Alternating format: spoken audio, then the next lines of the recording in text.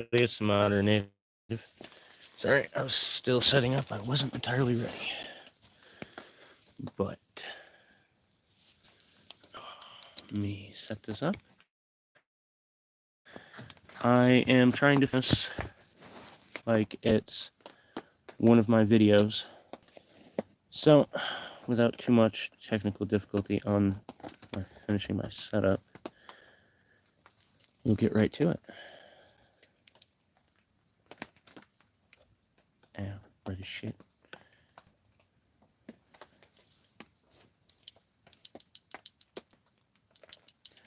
And hopefully my audio is fine.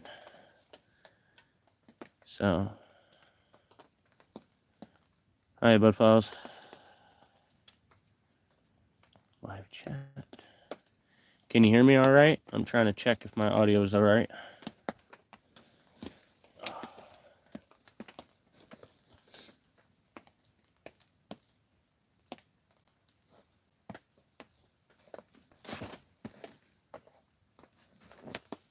And I'm trying to make sure I have some decent lighting for as long as my batteries last. Awesome. So, that's good.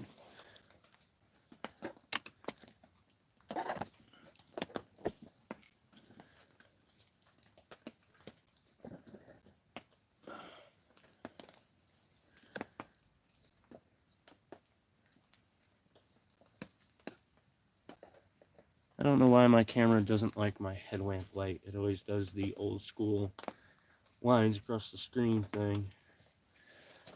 But let me grab my saw. So I gotta do some woodwork. Gotta saw some wood.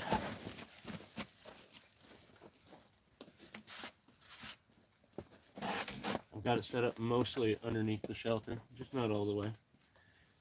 Which is one of my first tips, is when you're out here and you're planning ahead, trying to get firewood ready, put it underneath some cover if you can, because it keeps things dry. And if you have a spot you can set up cover to set up to where you can work on your wood, makes it a lot nicer. I'm just sticking out right now because got to finish organizing stuff. But I need firewood. Mrs. Native is down in town charging, trying to get some stuff. That she returned bottles and cans, and we only got $3 from that. So she's hanging out in the live stream for me, letting me know I was all good.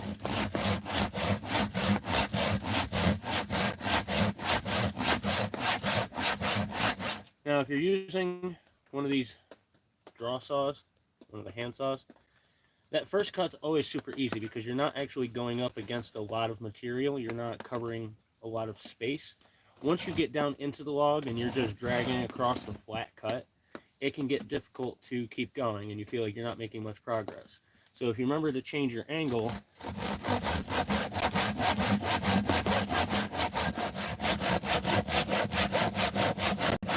keep getting a new bite on it.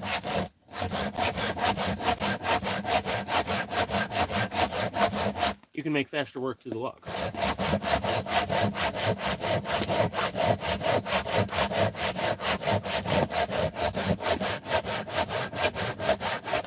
Because trust me, doing this all the time, it gets tiring.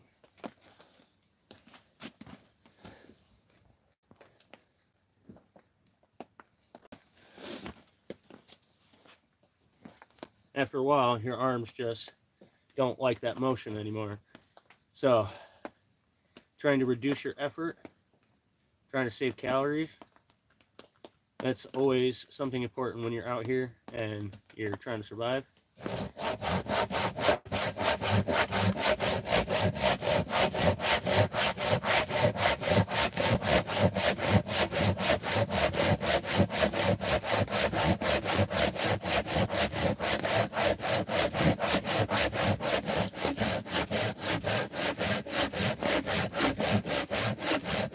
Food is still a limited commodity, so trying to conserve your energy is very important so you don't burn through too many calories. You find that groove that your arm wants to work at and it doesn't burn you out.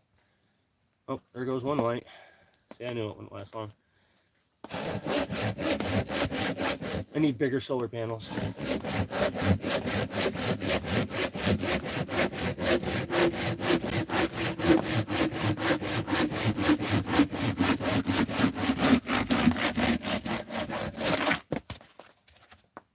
piece.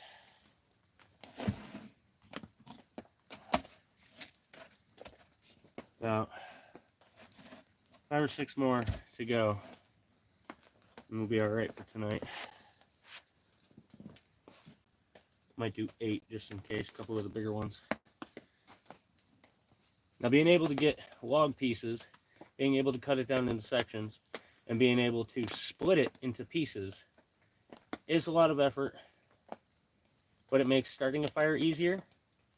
It makes keeping it going easier, and you can start a fire with half a log piece, and each section gives you, 3 or 4 good pieces, and you can keep feeding a fire, just a piece at a time instead of having to put in logs and keep it going at a hotter rate. But for the long slow burn, you want to keep a couple of these whole so you can put them in there and they can just slowly burn for a while, so you can have that break in between feeding.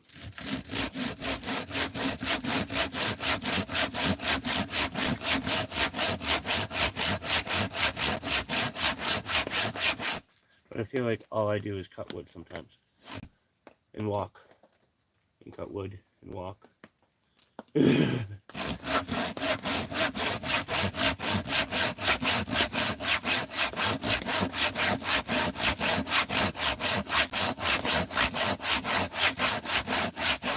But my new memberships are available. Super excited about that. With super hats, super stickers, and my store is now actually linked into my channel. It has its own little spot. It should be underneath the video. Kind of super cool about that. It's the first tier in monetization. I'm super happy. I've gotten my first super chat. Or was it a super chat, or was that a highlighted comment, super comment thing? It was on a comment, not on a live. And it was super exciting.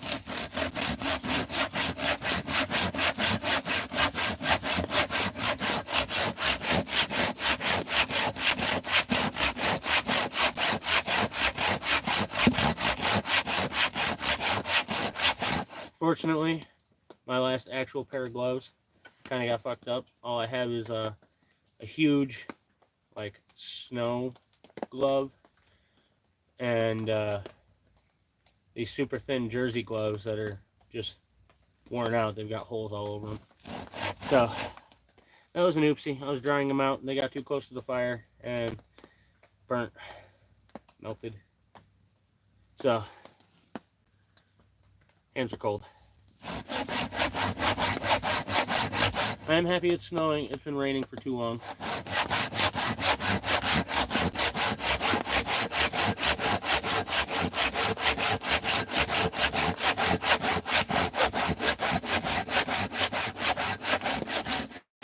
I'm just happy my feet are dry. I got a decent pair of boots from my buddy, and my other buddy let me use his mink oil, and I was able to waterproof. So, thank you, everybody.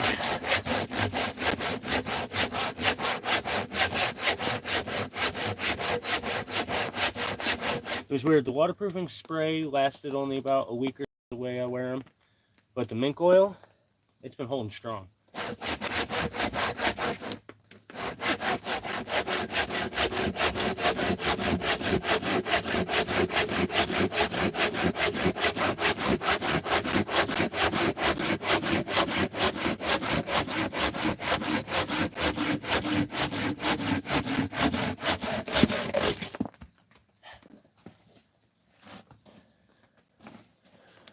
Piece number 2. I know, right? I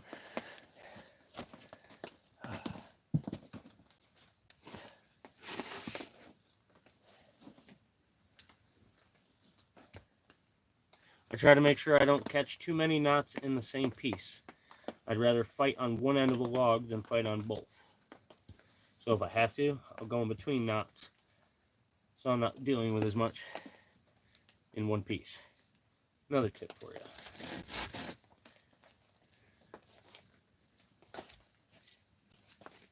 Using the knot to stabilize it.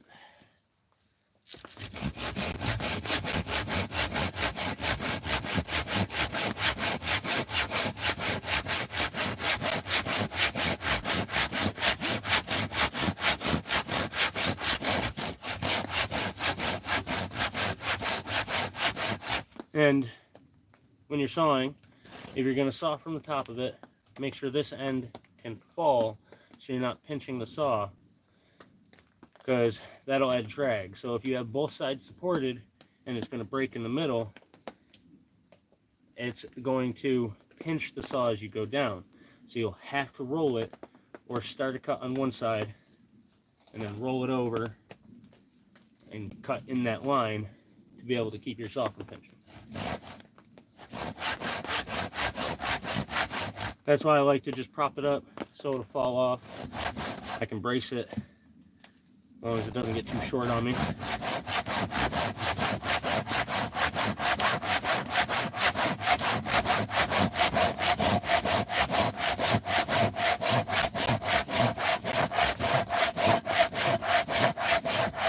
And you always do long strokes, giggity.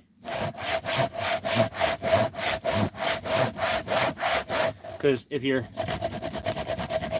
not really getting much bite on it, because you're only getting a few teeth, and that's a lot of effort, that start and stop. So if you're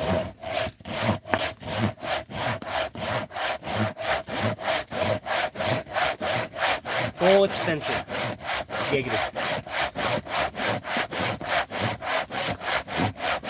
You ever notice 90% of outdoor conversations always sound like sexual on double entendres?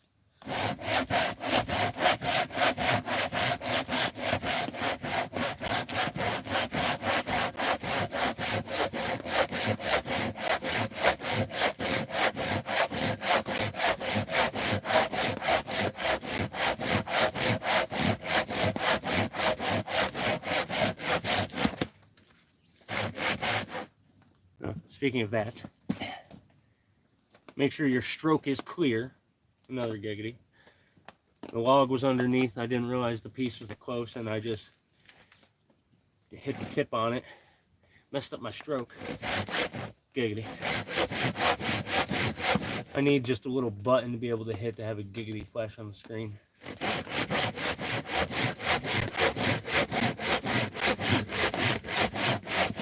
And you can always hear when it's close.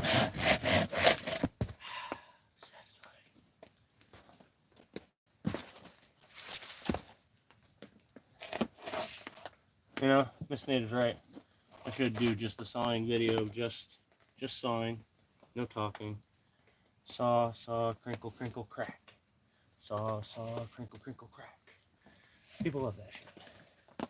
This is when it gets difficult, because I don't have a good spot to support it now. So, I'm gonna set that there for now. I'm gonna chop a piece off this guy.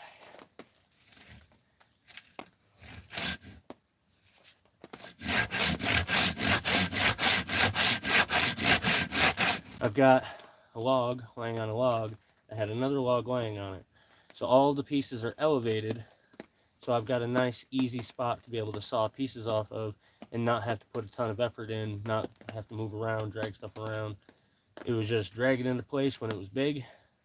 I don't have to carry a ton of pieces.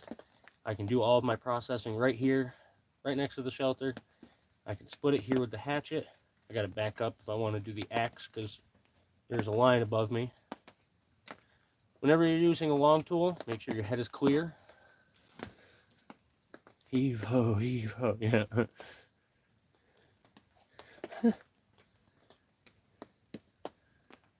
No, if I saw my finger off, I'm just going to go ahead and glue it back on, just like I did last time. When I caught the sword in my hand and cut my fingers off. Well, damn near. They went to the bone. I just glued it back together. I had to go and get super glue for Mrs. Native's glasses, so, you know, I still got some super glue. I think it's enough to reattach my fingers.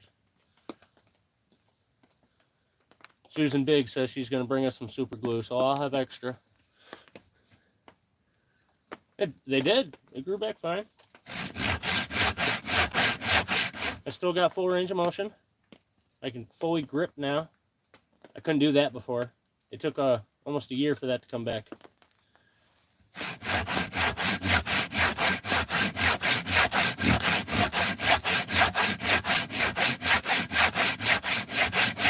So now I can throat punch someone proper.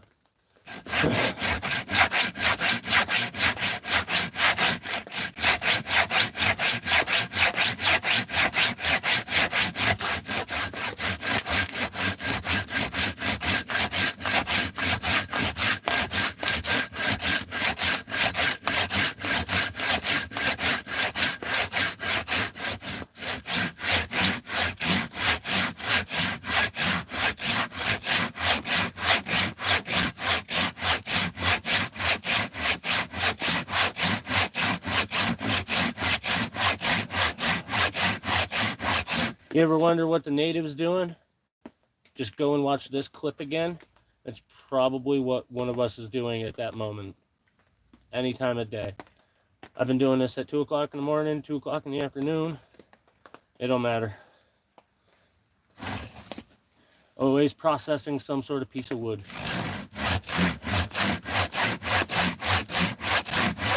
Giggity.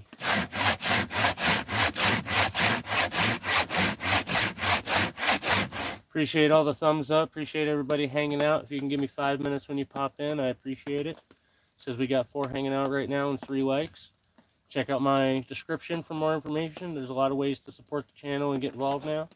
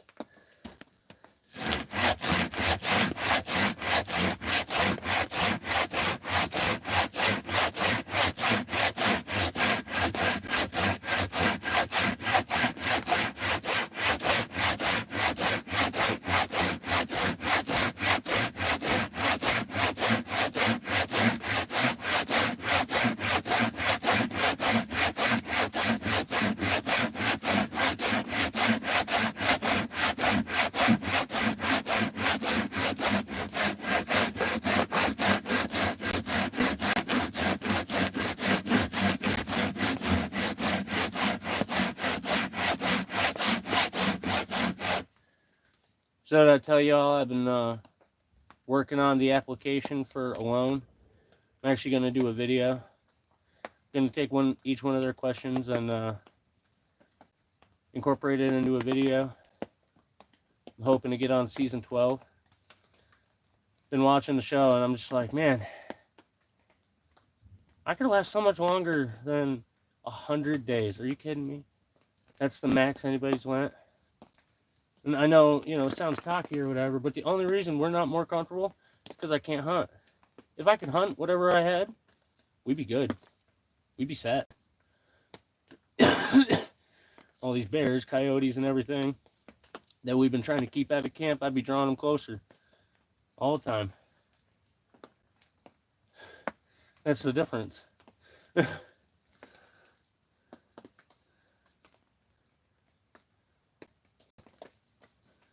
Yeah, Mrs. Native's down in town. We're hoping some donations while I'm doing this, so that way I can send the money to her and she can get some food and some drinks and stuff.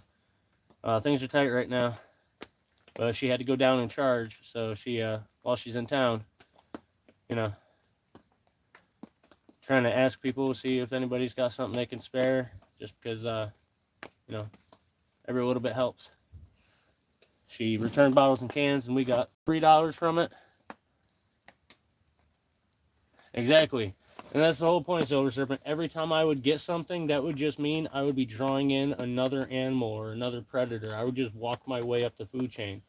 But yeah, if anybody is interested in trying to support the channel or throw us a donation, my Cash App and PayPal are in the description. You can send us a super chat, but that takes a while to get back to us because I have to hit the threshold of $100. I'm only at 7. They take 30%, so a $10 super chat, I only got $7. That's how YouTube works. Patreon takes 11, but at least I can get Patreon relatively soon. But my Cash App and PayPal are there. If anybody would be willing to donate anything that might help, even a couple of bucks would help us out, so that way maybe she'd be able to get a cab back or pay somebody gas to be able to get back or get some food and walk back. Something. Something to make it easier for her, because this is the first time she's had to walk all the way down to town. She's usually had a ride one way or another. So this will be her first time walking all the way down, all the way back. I usually hitchhike, but I seldomly get picked up. But, it is what it is. Everything is in the description. We appreciate anything anybody does. Group chats are always messages I'm getting is group chats. Not even groups I get involved with. Facebook Messenger always does that.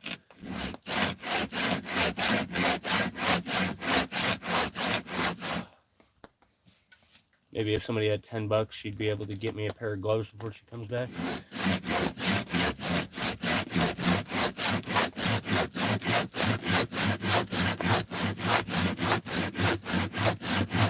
Still can't believe I did that. I was trying to dry them out. I just went to them to make sure that I could flip them over and dry out the other side, make sure they were safe, and melted. Thankfully, this winter's been really mild. We've barely dipped below 0 a couple of times, and Fahrenheit. But, you know, we're so used to it that that's the only time we feel cold is when it goes down below 0. But we're doing all right as far as staying warm. The shelter's pretty good. It helps reflect heat, keep our heat in stuff. The fire pit does throw a lot of heat. Ah, look at that. Piece number 4.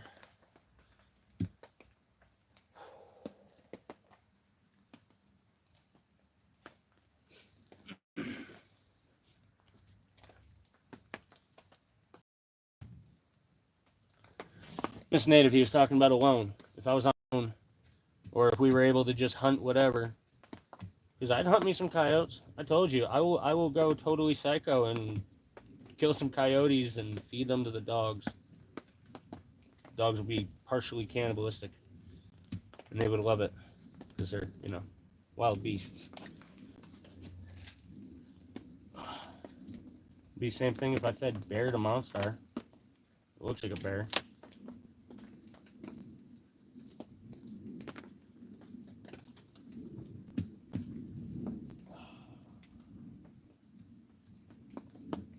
I cut before this knot. Before this knot. Yeah, I'm gonna do a shorter piece. This will be my kindling piece.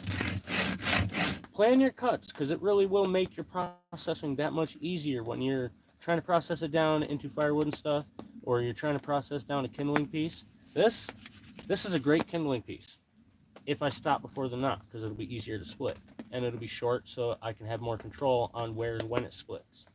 So it just makes it easier to break down your firewood. If you're thinking about it when you're sawing it, knots really change the length of your log when you're cutting it. That's really what changes where you should cut it, I should say.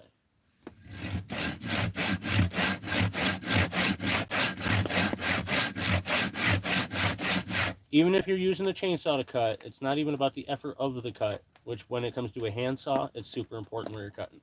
Because if you're cutting through a bundle of knots, it's not going to work. You're going to be there all day trying to get through that fucking hard piece that just doesn't want to split, doesn't want to cut, nothing. You're just going to sit there and dull your saw. With a chainsaw, you can cut right through it, whatever. But even with the chainsaw, if you're going to split it by hand later, you're going to have a harder time splitting it because of that fucking knot piece. And trying to split the end of a log that literally goes through a bundle of knots, it is a pain in the ass.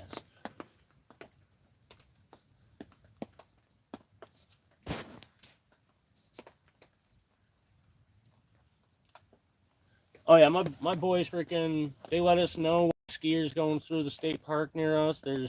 Tell us when there's fucking deer laying just up the hill from us, which that was kind of cool. I could tell the difference when there was a coyote that ran through the woods. Yeah, knots burn a long time, but you want the knots for the burning, obviously, but I'm saying you don't want to have to cut through them or split through them. They're a pain in the ass.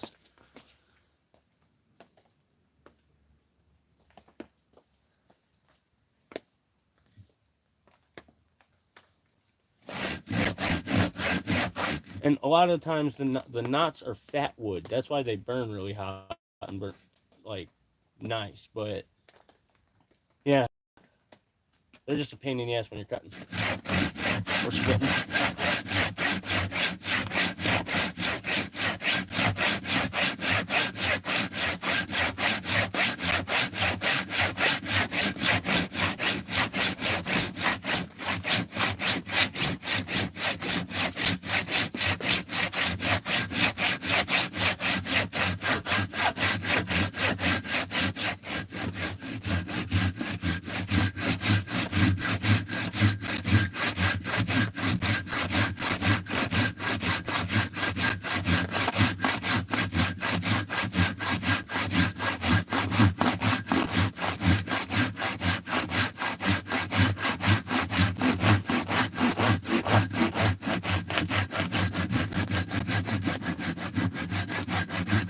This log is lower than the other ones, why I can't do a full draw at this angle.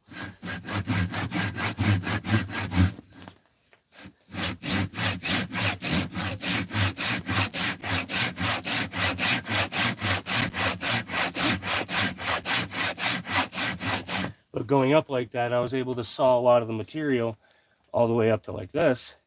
So now when I'm cutting through, I'm only cutting through this half of the log.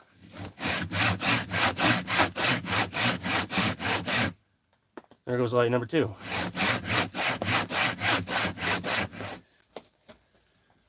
Whew.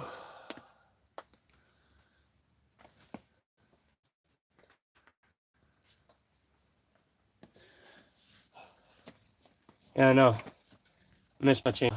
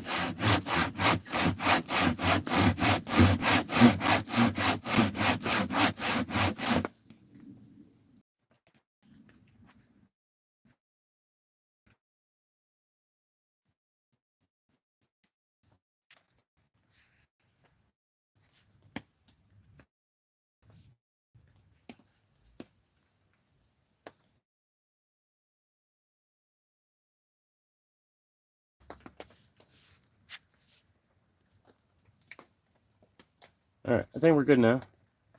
I had to throw it on airplane mode and turn it back on. But yeah. It was weird. Dropped down like no bars. Yeah, still trying to figure out how to pay Mrs. Native's phone, because hers is off tomorrow, and haven't been able to come up with the 50, 40 bucks to pay it. See, that's why I keep getting that. Goddamn spiders. These baby brown recluses keep biting me, and they keep fucking making my throat close up. I opened up a nest in one of these logs and didn't realize it.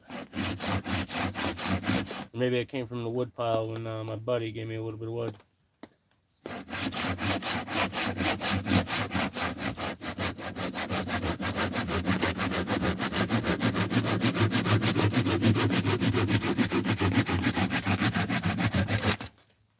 Bam.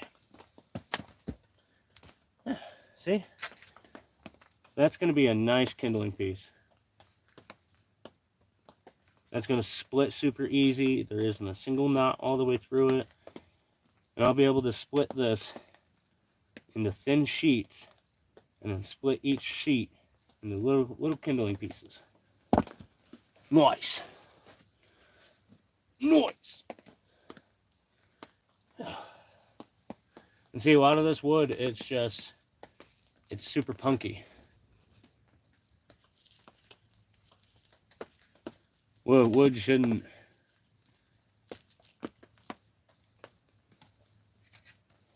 It was steam, yeah. Like I said, I get this shit hot enough. That's why my one blade broke. Because when I'm going at it, I get going at it. I don't stop. I get the blades hot, and they end up snapping on me. The little thin ones.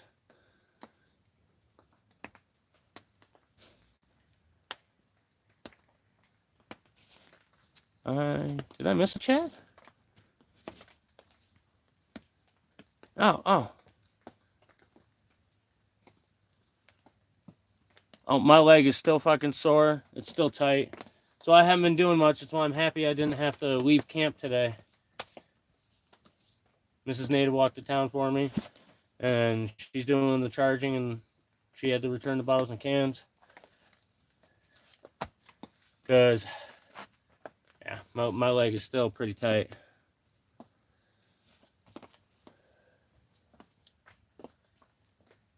The chaga, it's technically not a mushroom.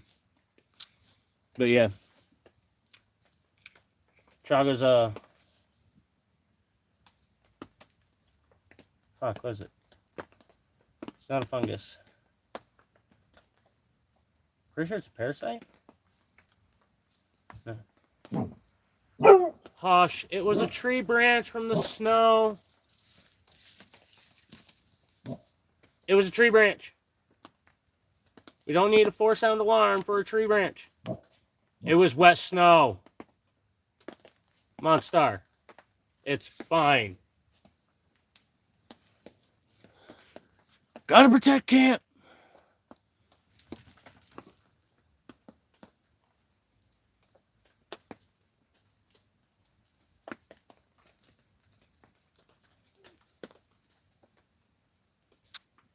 Oh, you're talking about the actual mushrooms that grow on birch trees.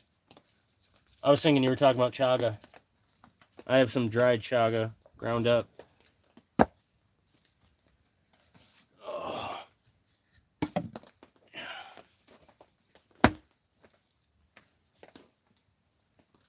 There's my mouth.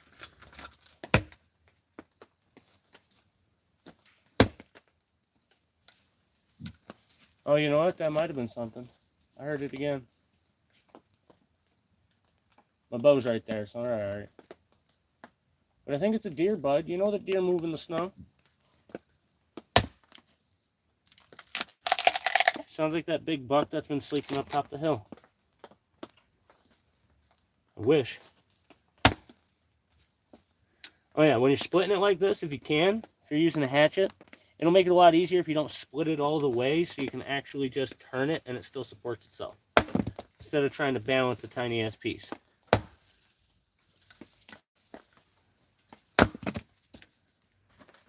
And if you prop it up on a log so that way you have something to kind of elevate your strike, makes it easier.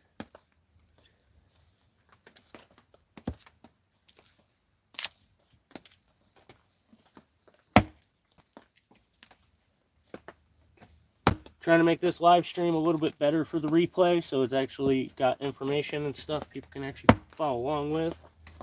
Oh, this one's going to be a pain in the ass. Try to follow your same line for your first cut instead of swinging all over the place. Focus on control. So I could probably swing hard enough and get them to split with one hit, but I'm trying to also control it.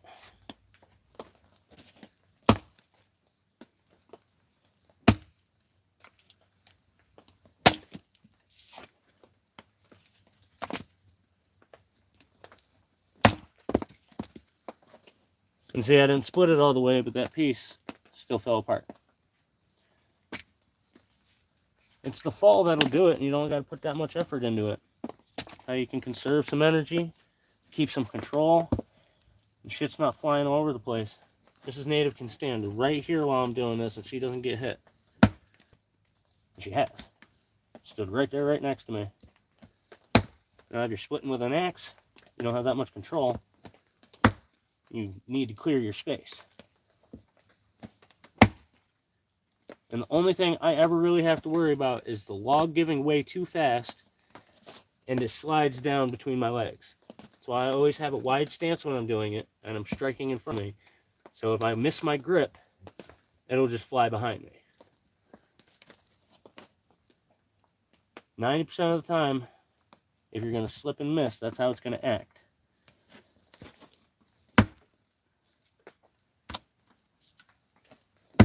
So you make sure that your swing has a gap to go through. At least that's my experience.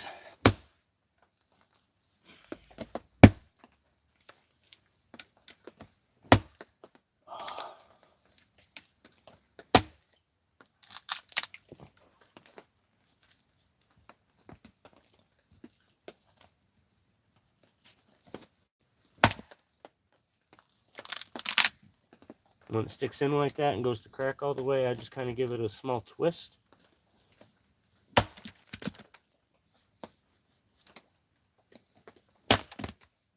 Yeah.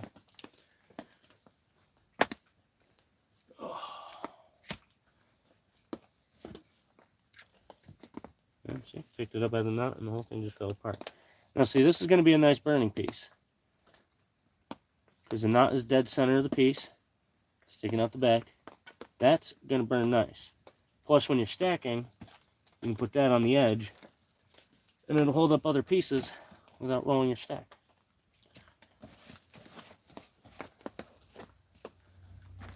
A little bit of forethought makes a lot of different things easier.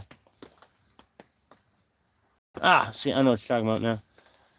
See, my bruise it's not on the surface, it's just in my muscle. I can feel it, almost like, kind of reminds me of shin splint.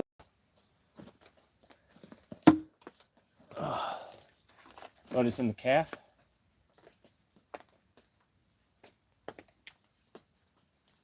Feels like I took a soccer kick to the back of my leg.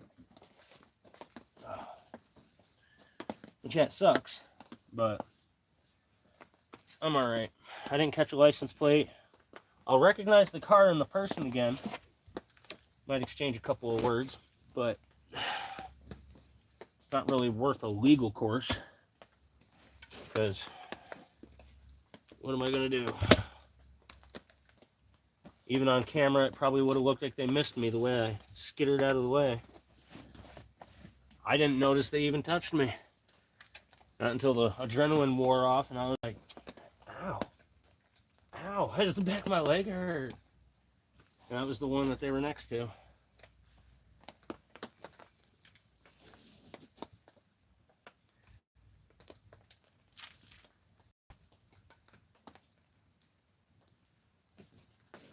This is where knots are going to come in handy again.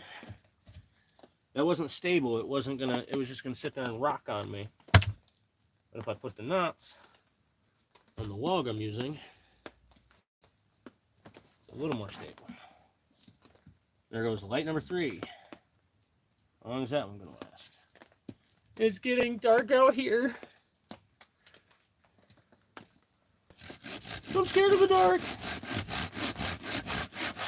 I'm really not. I'll sit out here and do this in the dark. And she's like, do you even have your headlamp? I'm like, no, it's charging.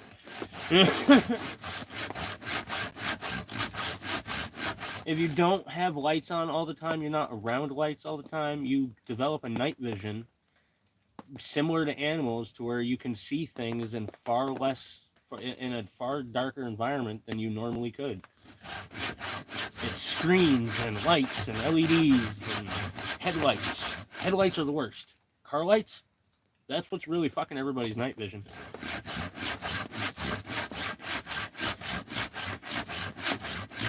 I swear everybody should switch to like an underglow. If everything had an underglow instead of headlights, you'd actually be able to see farther.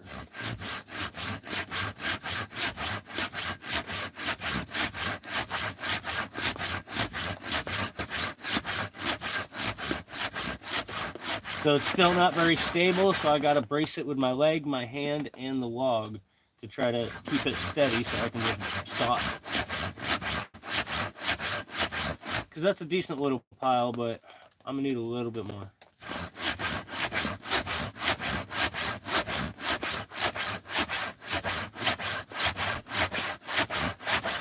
And whenever you can, if you can saw where your saw is pointed downwards, so you're just kind of picking it up and then pushing it down, it makes it a lot easier than trying to go like this. I don't know, it's hard to explain that wouldn't think gravity would help with a friction situation, but it does.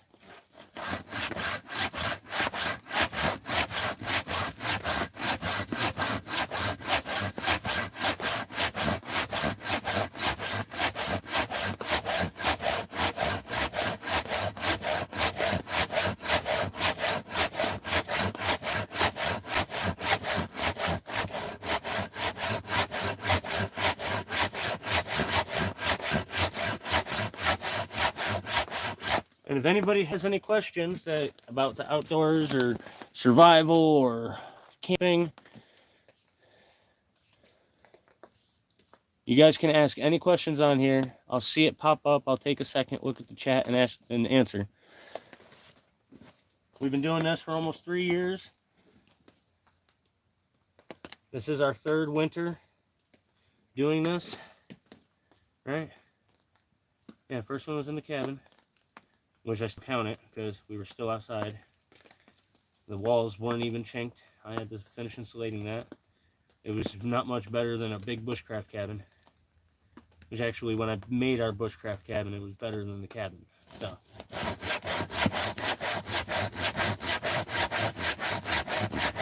So yeah, this is our third winter. We've been doing a ton of shit outside. We've been out here full time ever since.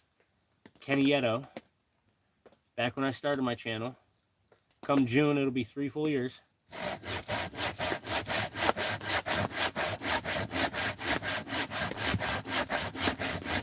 I want to be fully monetized by then, and I'd love to go viral on at least one video. One video go viral by the time I hit my 3-year mark.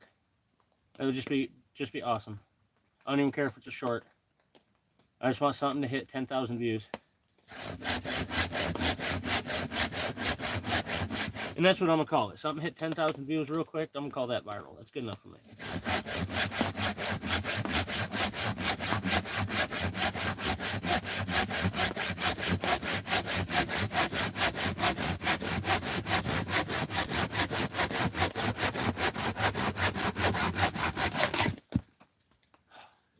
You can always hear when it's close. Now, I might just chop this in the middle.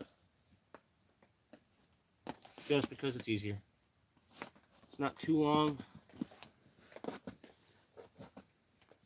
And it'd still be able to split.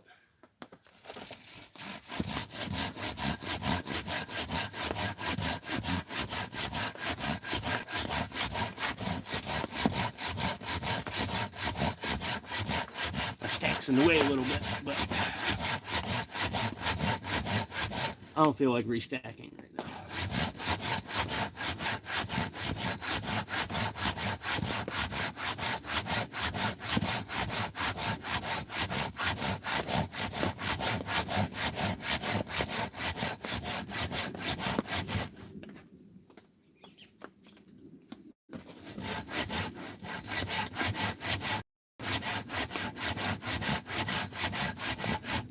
And always watch your thumb when you're sawing. Make sure when you're extending your hand around the log, you're not under where your saw is going to be traveling.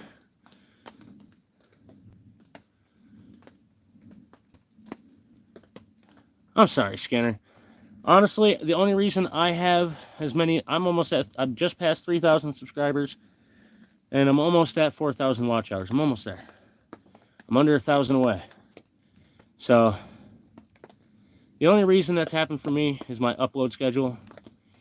I'm putting out multiple shorts a day, trying to upload a video a day, and I've tried to do that as consistently as possible every day since I started. My whole goal was to have more videos than days on YouTube. And I started on June 8th. What is it? 24, 23, 22, 21, right? 2021. 2022 was 1 year. Yeah. June 2021. So I started. That it was 2020. I don't fucking know. Yeah, 2021. There we go. Took me a minute. Somebody can look at my oldest video, look at the upload date. It'll tell you. But that was my very first day uploading, and I have been trying to make sure I have at least one video per day since.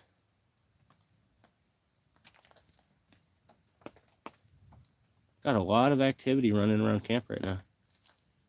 A lot of animals. Might need to make sure my bow is a little more accessible than it currently is.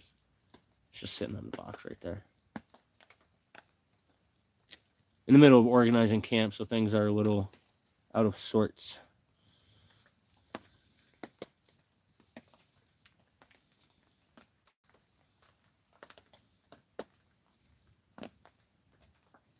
But yeah. NA Skinner, thanks for popping in, hanging out. Trying to get some donations tonight. Mrs. Native's in town. Charging, so hoping to get a few bucks to send her before she comes back. So that way she can get some stuff for us. Things have been tight. Basically, all of our money goes into dog food. but they come first. So I've been kind of just scrounging around for scraps of food and becoming very inventive with the little things that we have. You can only do so much with dry beans and rice, so I've gotten pretty creative with the odds and ends stuff that we collect.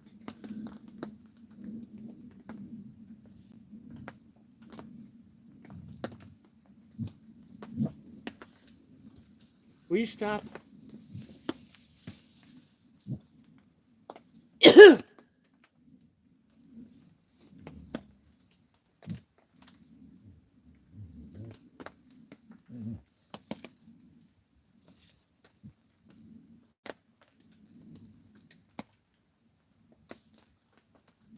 Boys, I'm pretty sure it is still trees cracking. It's going to happen a lot. This stuff is heavy, okay?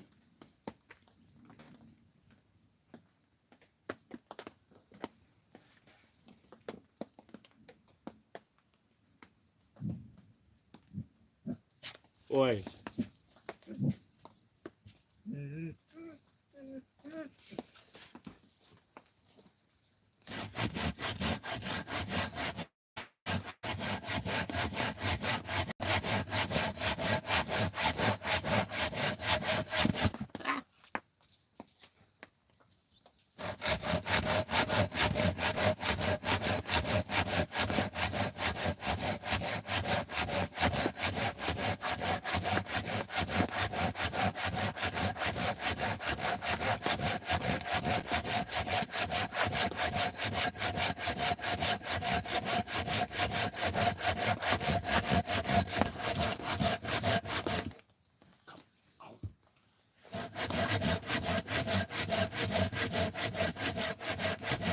They're just alerting to every snap, crackle, and pop coming from the trees and woods right now. Some of it sounds like animals, some of it sounds like just heavy snow on branches, cracking stuff down. Probably going to have a tree come down today. This stuff is just heavy.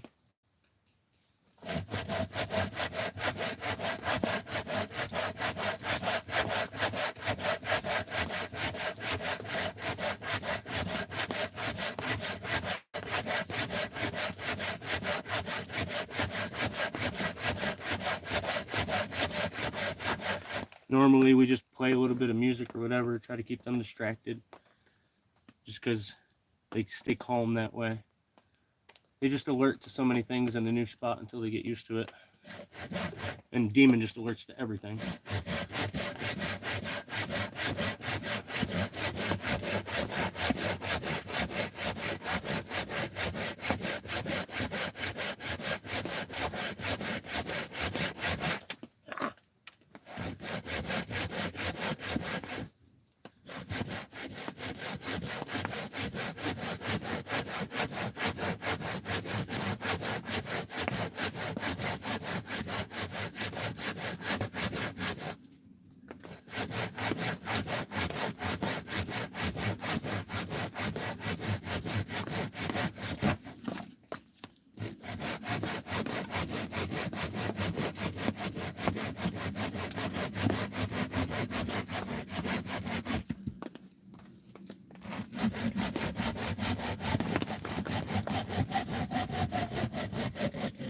See, as it gave way, it kept wanting to pinch, so I had to keep rolling. Because I was cutting in the middle when it was supported on either end. I think that'll be enough.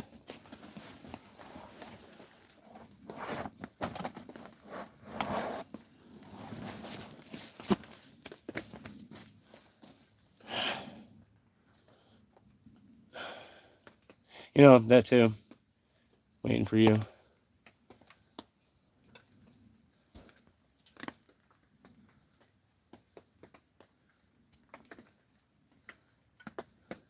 I like that.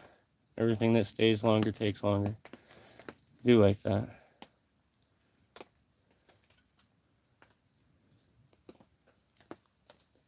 I know Miss Native's got to walk back. She hasn't had anything to eat yet today. And that's what I was hoping for, is to get a few bucks. So that way she could grab something to eat before she came back out. She's got to charge for a little bit longer, I'm sure. But if somebody wants to donate, You can check the description. My PayPal and Cash App are there. Anything helps, and we'd really appreciate it. But I am going to finish splitting the wood here, and then take you guys in for the fire start. Demon, stop. Leave your brother alone. I hear what you're doing.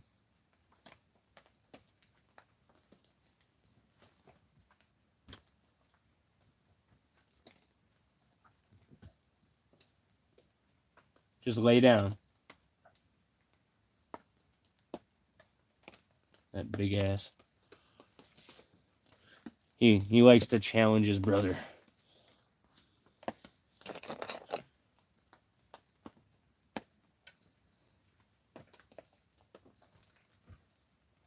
Ugh. Hey! Boys. I told you to leave him alone. Demon. Come. Yeah, did brother snap at you? I heard that. I told you to leave him alone. He doesn't like to play like that. No, I'm not feeling bad for you. I told you to leave him alone. He's well within his right to tell you that's enough. He is. You were in his face. I heard it. Come. Come. Sit. Your brother doesn't like to play like that. I like face stuff. Creature likes getting people in his face. Monster does not. You gotta leave him alone when he wants to be left alone. He was well within his right to tell you to fuck off. I gave you a warning. You had to handle his shit. Should have left him alone. Could hear it too. He kept lunging at him, lunging at him, lunging at him. I told him to stop. There was a quiet moment. He lunged at him twice. And then on the third one, Monster got him like, dude, I told you to fucking leave me alone. Dad told you too.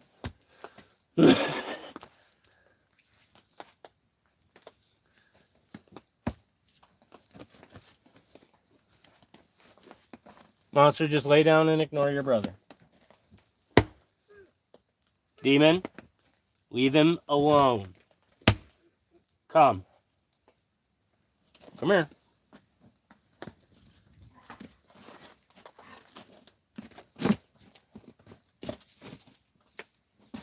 Get the stick.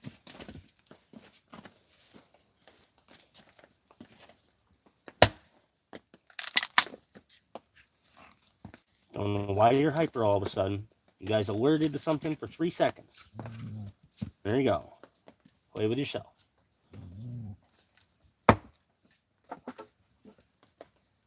See? That's what I don't like when you have to balance one half. It's the first one that actually split all the way through on one half.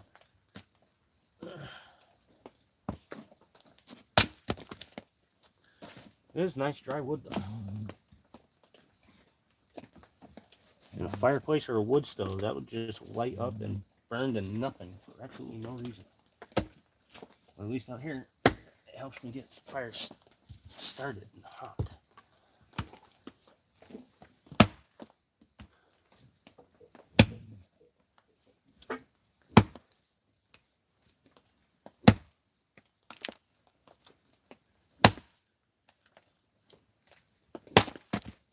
And put a little more oomph into the longer guy.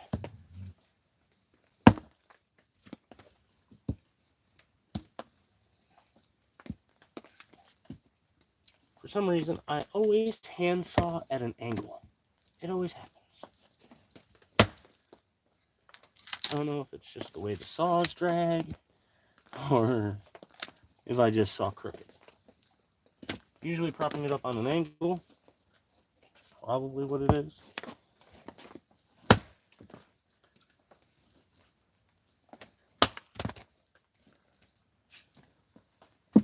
Yeah, got a nice little pile going.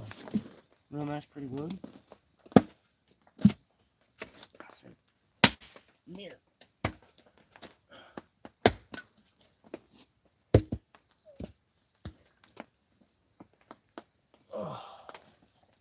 Got a video with a ton of tips into it. As long as people watch the replay and actually pay attention, there's a shit ton of tips as you go through. Hey Chris, how's it going? Hanging out. Trying to get some donations so I can send it to Mrs. Native before she comes back from town. I'm appreciating all the likes. We're up to 8. Got some people hanging out.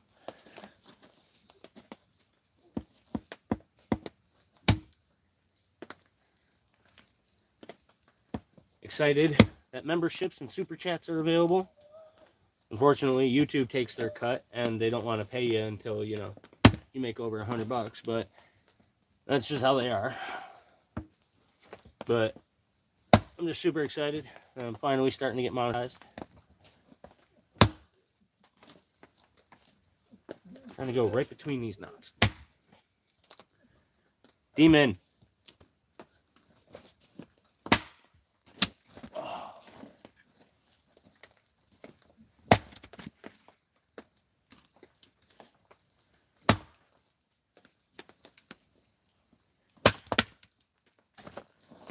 This food hyper is kicking in. Goddamn puppy. Bam. Now all that's left to do is do my kindling piece. Demon, that is enough. Leave your brother alone. Come out here. Come. Leave him alone. Play with your stick. This is not your stick. Here, be a terrorist. Kill a branch.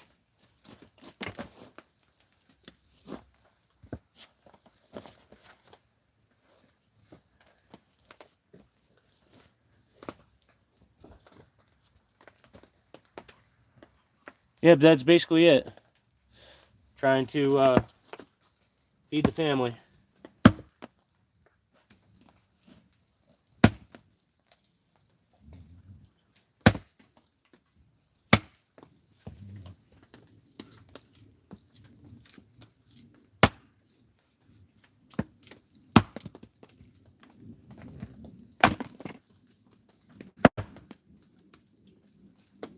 Now I'm chopping my kindling piece, so I'm cutting it into little sheets.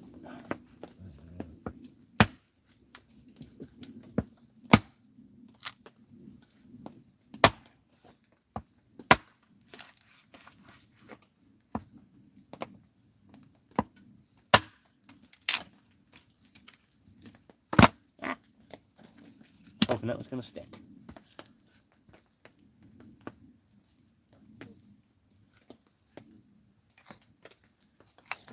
See? Cutting it into little thin sheets. So that way I can get some pretty good kindling pieces out of it.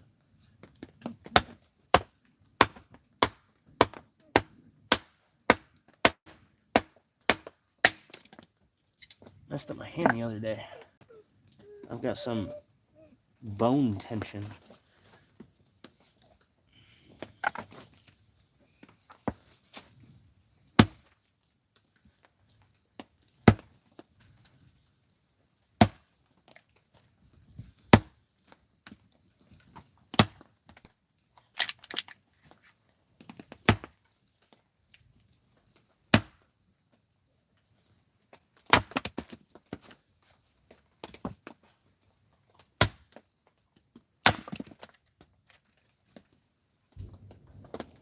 Yeah.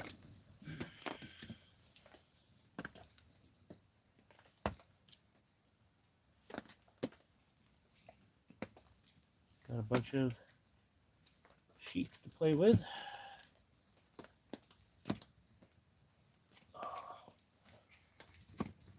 Some of these are thicker than others.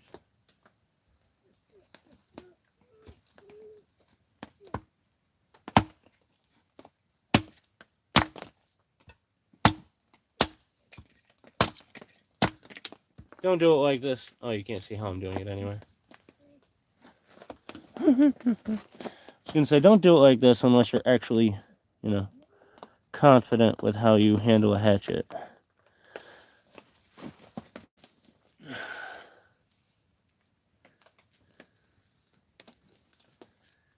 Appreciate it, Chris. But don't do it like this unless you're actually confident with how to handle a hatchet. Demon!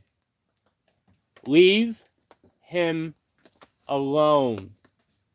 He doesn't want to play like that. I will shorten it so you can't reach him. Do you want a shorter leash?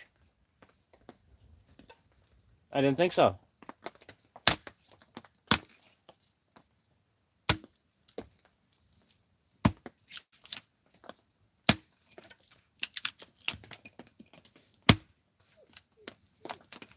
Demon.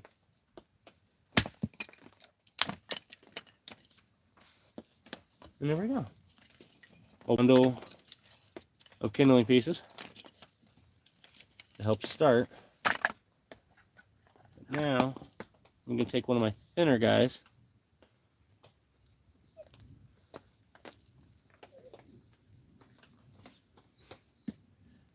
Yeah, that very much is not a way that you should do that if you're not super confident with with using a hatchet and axe.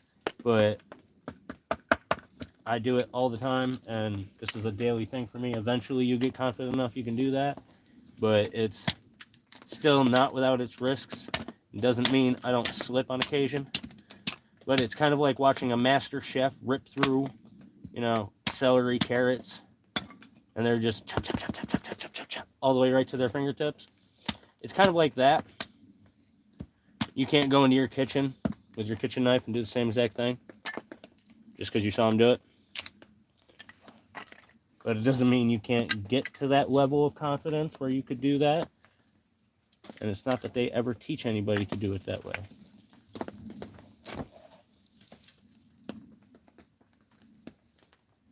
A tree branch fell, and I knew it was shaking snow everywhere, so I threw up my hood. That wet thump of snow is worse than just getting snowed on. I get snowed on for hours, and then just one hit of that, and I'm like, oh, drenched, soaked, oh, it's so cold.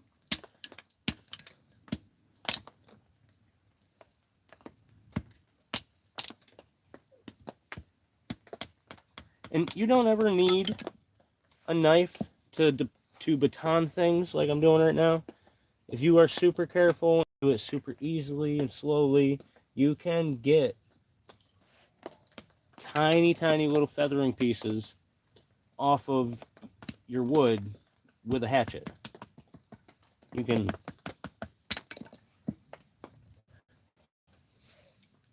get tiny little pieces like this, and you can just keep going. You start on the fat end, get it stuck in there, and just tap it.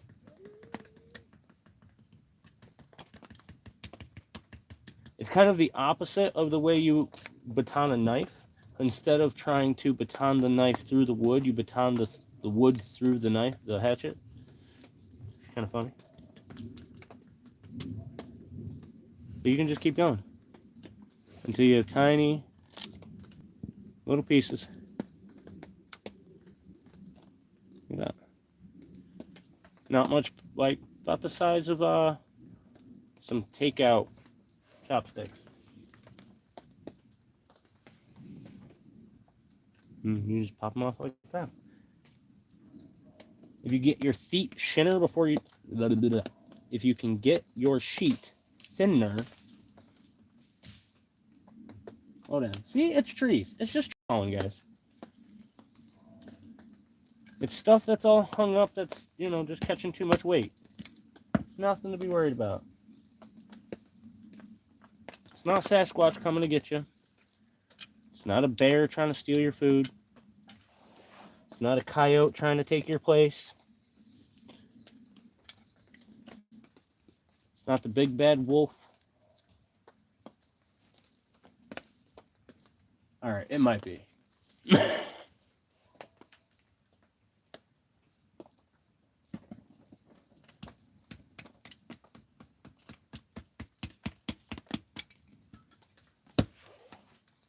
Creature.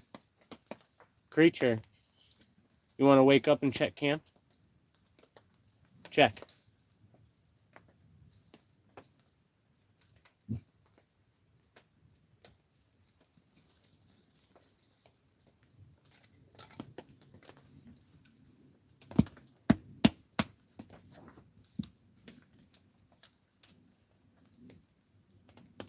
Yeah, have an encounter on a live stream. Come on. Bring it on.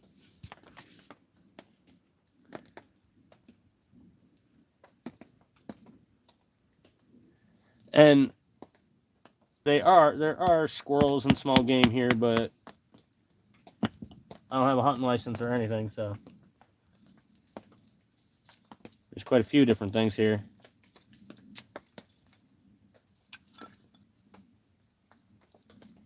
And in New York, without a license, there's nothing that you can hunt.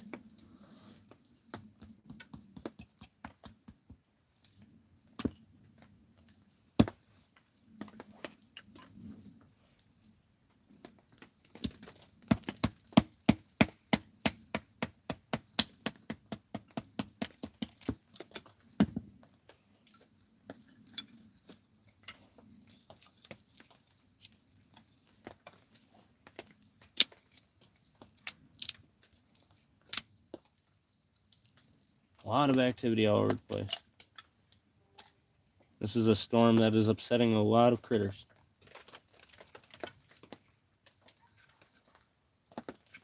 And domestic dogs aren't liking it either, apparently. They're barking a little more than usual, too. I don't mean mine.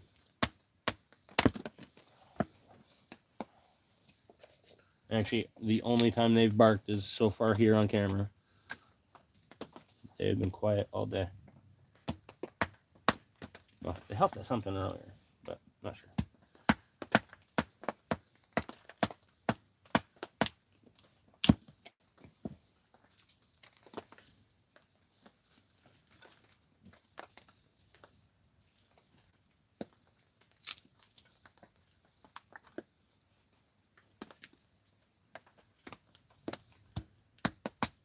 And sometimes there's just pieces I want to cut just because I want to. I'm just like, oh. I kind of just zone out and just randomly grab things. I'm like, I could make that smaller. That would just take a couple of taps. Oh, why not? I'm sitting here. And I'm like, oh, I got like 6 fires worth of kindling. Okay. Monster.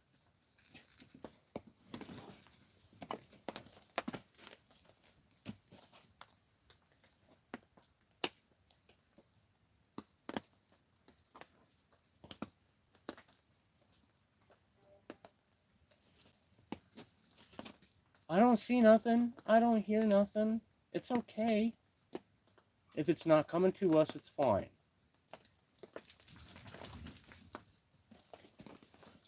We get circled by bear and coyote all the time. It's fine.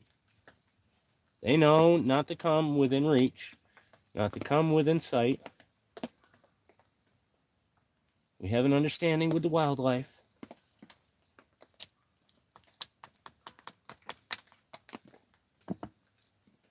It could be the same bear. They have a wide enough range. They can get this far.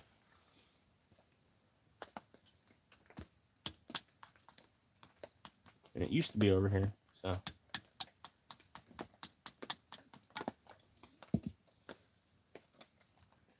They'll feel better once I start a fire. They're always antsy-pantsy when I don't have one going.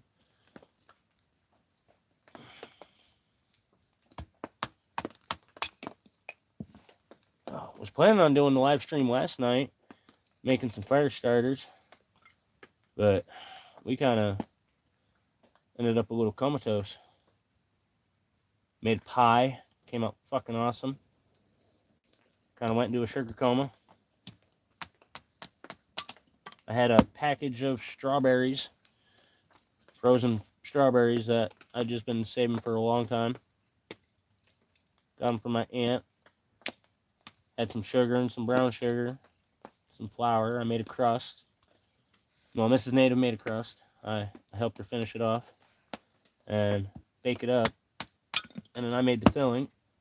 And it came out fucking awesome.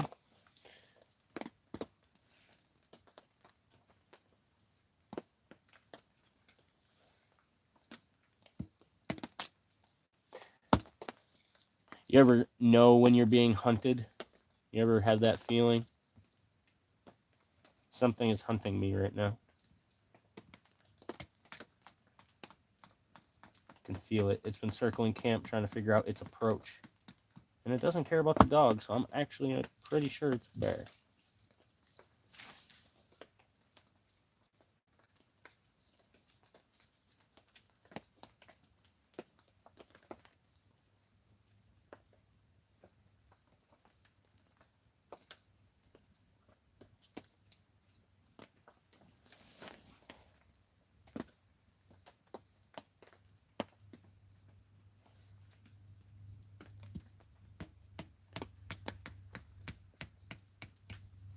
Behavior is a little bit different than just branches falling.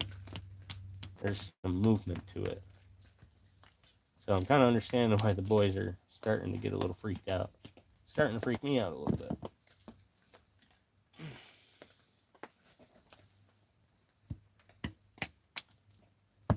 Come and attack me. That's self-defense. I can get a permit for it.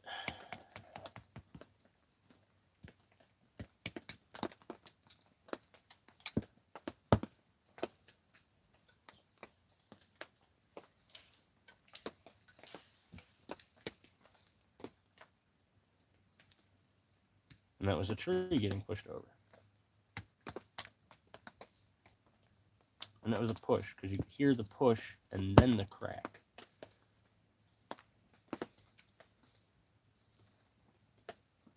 Alrighty then.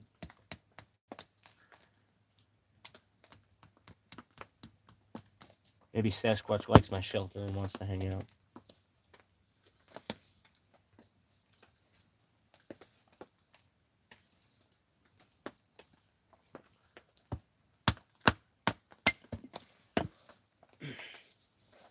But yeah, I'm just kind of playing with the kindling at this point.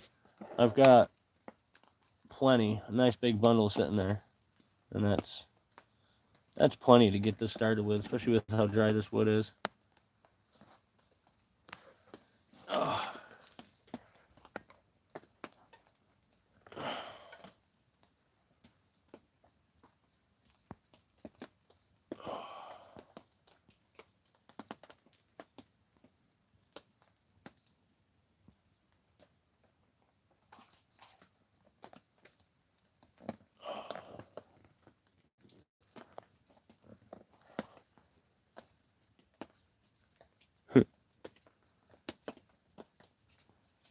It's weird. I keep having to reset my chat. Not all the chat's coming through.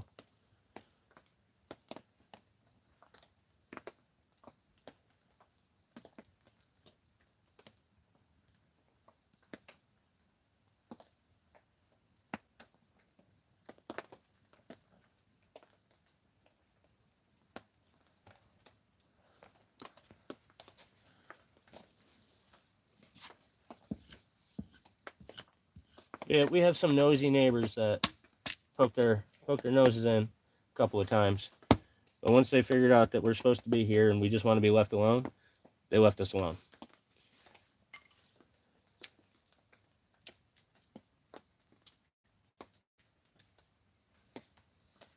And yeah, Barry, Dakota's down in town. Mrs. Native is charging up and we're trying to get some donations so I can get something, so I can send her something so she can get it from the store.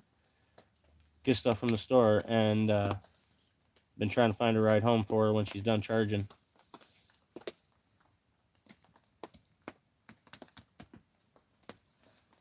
Had to return bottles and cans earlier. Try to get enough for some soda.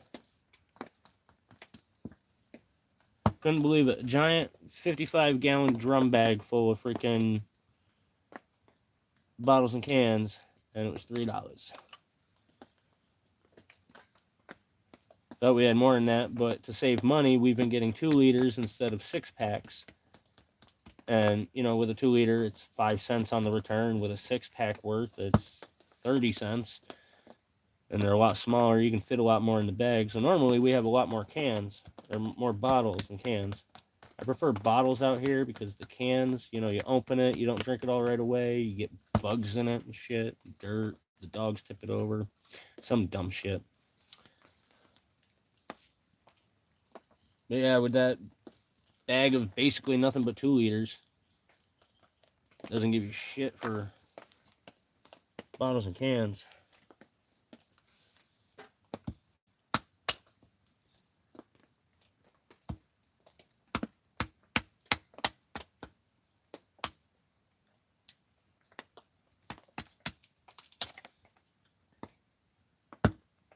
And it's like I'm planning on trying to make, I got a whole chicken, a whole rabbit, a box of stuffing, and a bag of veggies.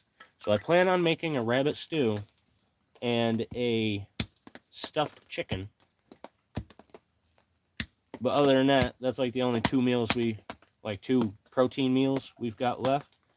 So that's why I'm trying to raise up some funds until we can get her food stamps to come in on the 6th. And then we're usually a little bit better. Things aren't as hard.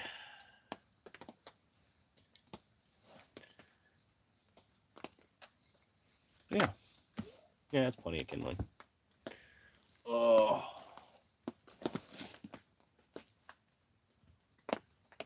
And where's my knot on this guy?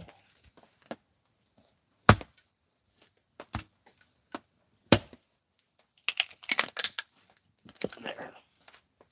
Nice thicker half log to be able to throw on the fire to make it last longer. I swear, you are a predator.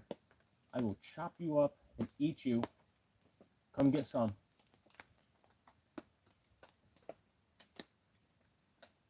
You've circled me 3 times now.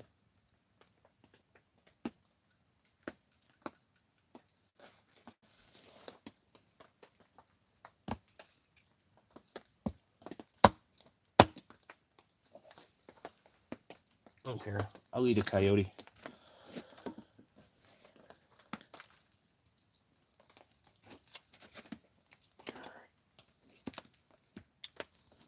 Set these off to the side to grab later on. Get everything that's going to be in the snow inside.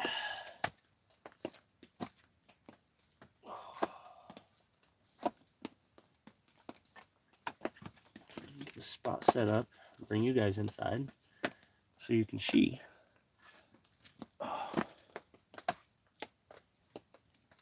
And hang out.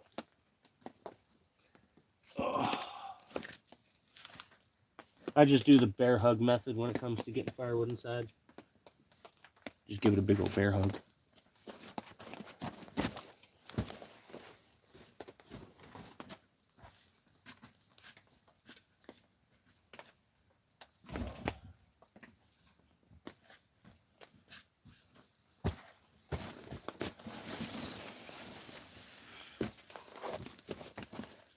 Used to navigating around here in the dark. Now my kindling, I want to be careful with. Try to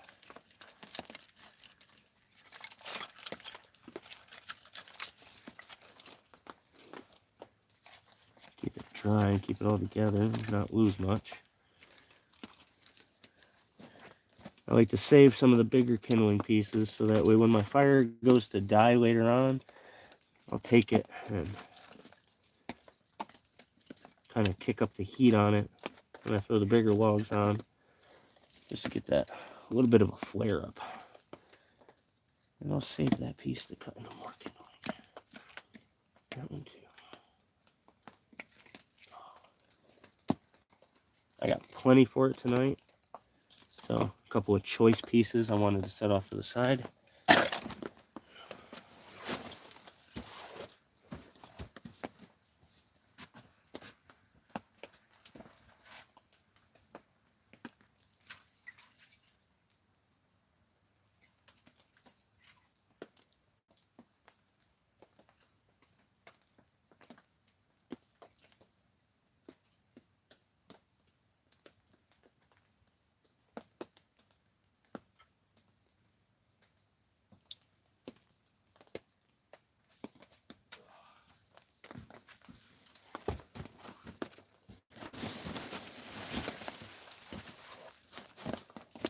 In this bundle, and then I'm all good to bring you guys inside to start the fire.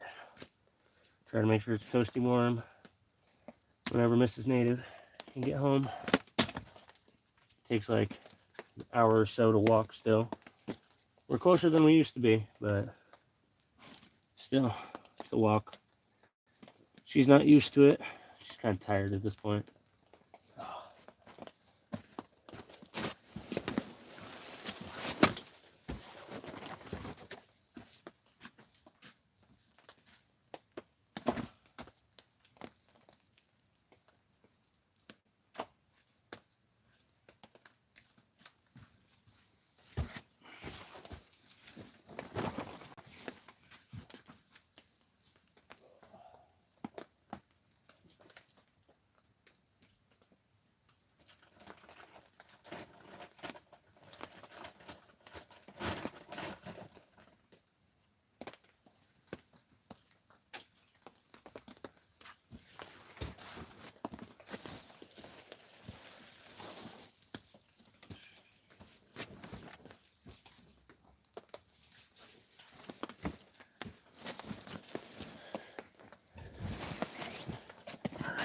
Now let's see when I turn this around.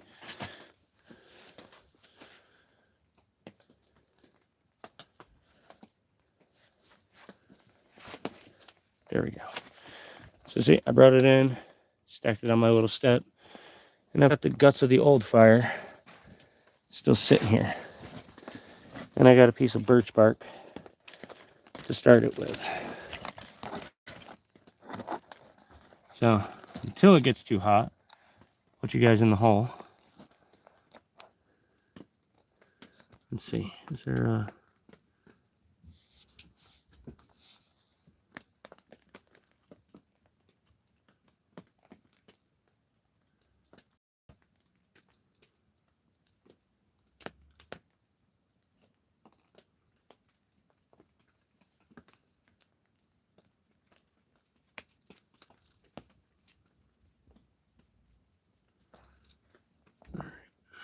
There we go.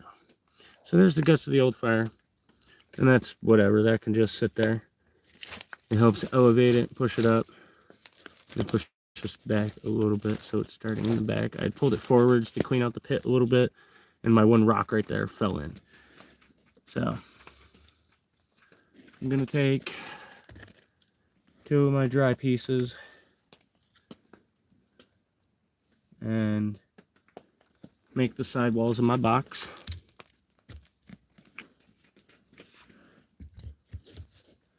There.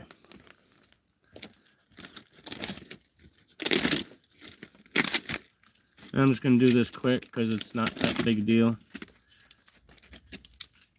After all the dead birches that I stripped on our adventures, every time I found a big dead birch on the ground that just had all of its bark peeling off, I stripped it because it was dead and it wasn't doing anything anymore. So a deadfall was fair game. So that's where all my birch bark came from, contrary to the land manager's opinion, who wanted to say I was stripping birch trees. I was not living ones.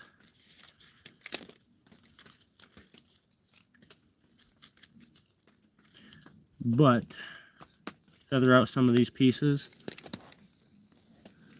go in between the layers, kind of feather some of these out. And there's like 60-70 layers as you go through some of these thicker ones. They get so thick, it is impressive. And I'm just like, wow, that's a ton of layers. You wouldn't expect them to be paper thin. It's like rice paper thin, like a rolling paper. And if it wasn't for all the oils, I would try to use these as a rolling paper. But that's really all it is. Just kind of feather some of these layers out. It lights up easier, burns easier.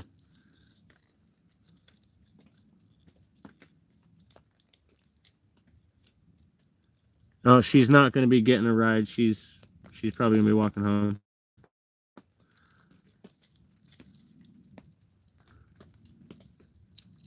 I want to be sponsored by Jeep.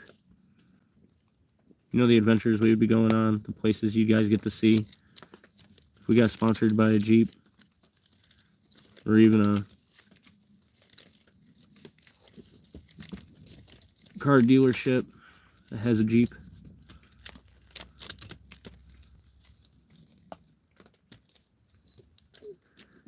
Oh, it turned to snow. You didn't see it on the log when the live stream started? It's like maybe a ½ inch of some super wet slush that's just falling out of the sky. So yeah, with this kindling and stuff, this is basically all I'm going to need. I'm going to crack that, kind of set that there like that. Kind of just crush these up a little bit. Bundle it right there. Yeah, it was about a ½ inch, maybe. It said 3 to 5. Just a little wet.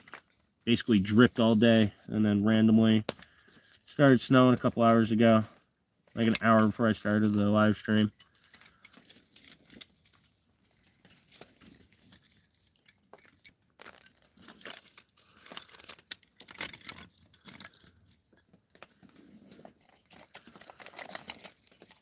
This is why I just kept breaking it up like I was.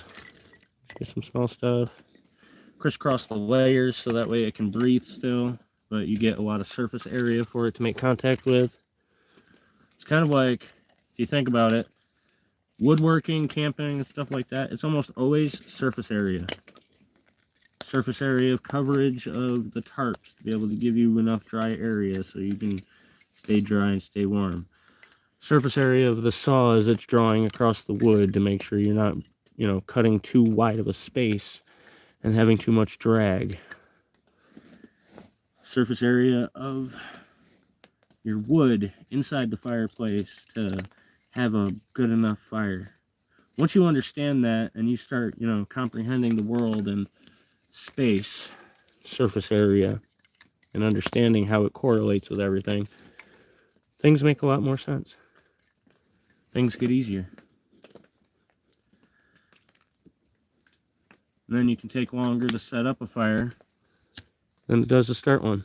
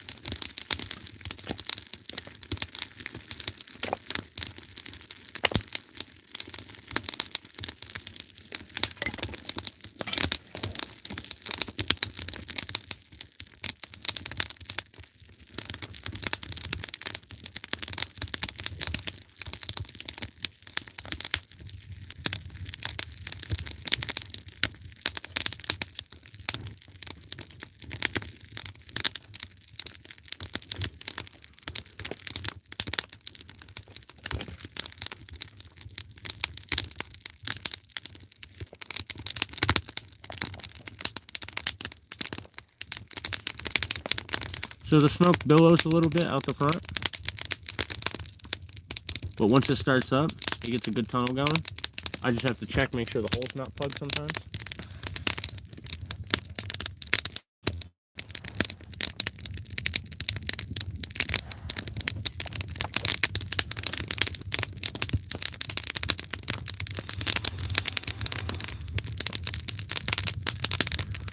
But the smoke doesn't build up inside of the shelter too bad. It vents out the sides, the corner, and the top the way I have it. We have plenty of airflow so it clears out well enough.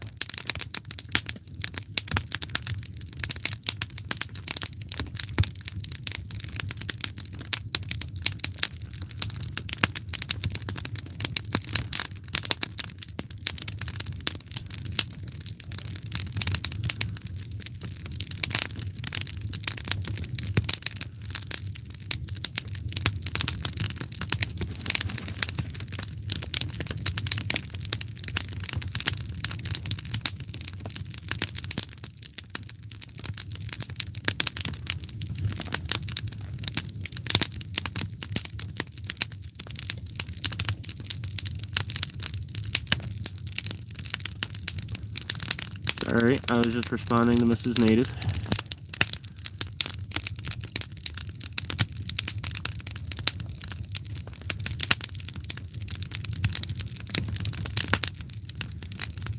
Yeah, no, my sleds still, I haven't gotten the chance to work on my sleds fully.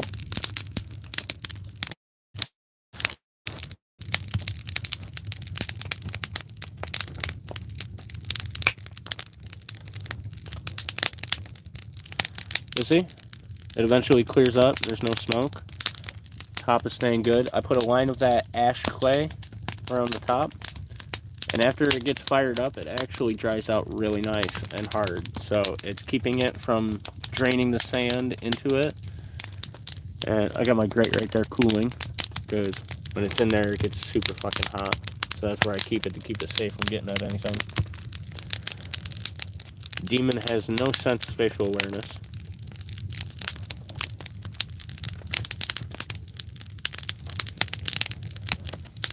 He's like, hot? Fire? What does that mean? Can I taste it?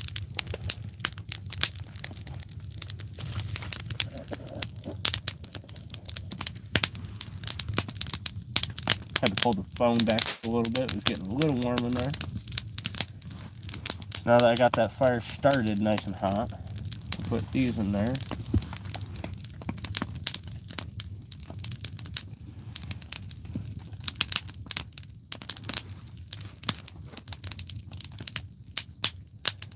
Trying to get a slow burn started so it's warm in here for when Mrs. Native gets back.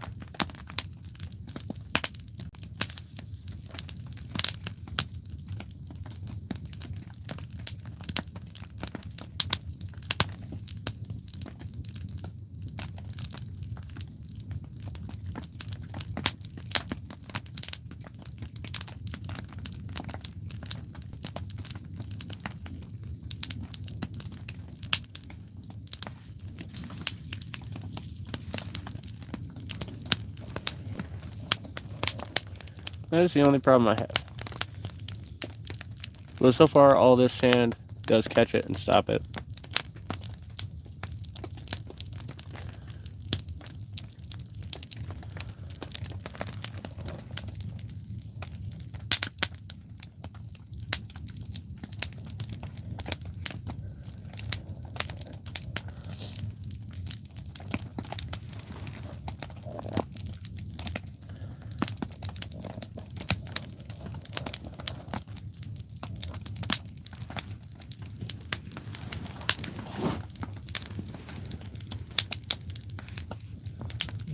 Yeah, I hate when my pile collapses. I'm always like, man, I built that so nice. Stop. Thank you. I forgot about this piece. Stop. That was mine. I didn't take it from you. That's my wood. You brat. Brat. Brat. What? Oh, what? Now that I'm showing everybody that you're a brat, you're just gonna run away? Coward! Oh, look. Brought me another stick. But you've got it tangled on your chain. That's fine. Are you giving it to me, or you just want to play? You just want to play and be a terrorist? Should have named you Ahmed.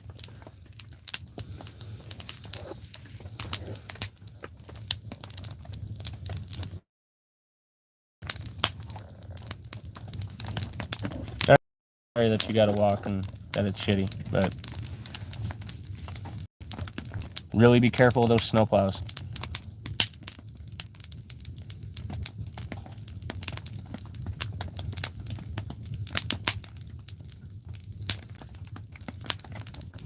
snowplows will take you out. I've had you run across the street because they don't pick up their plow, they don't see you, they don't care.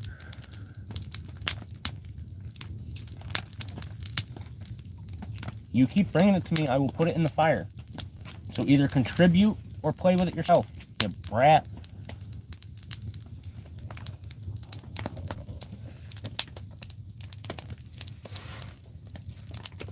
I guess that's how I get him to run away. Look how creepy those eyes are. Well, he told me, I guess. Will you stop stick? Stop it with the big stick. I gave it to you earlier to keep you occupied outside. No, I saw you readjust that grip to come in and swing it at me. No.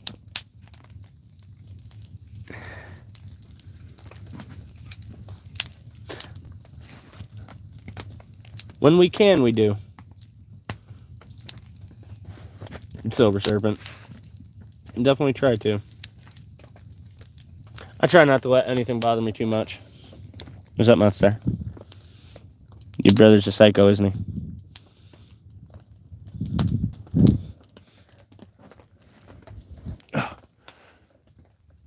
Hi, creature.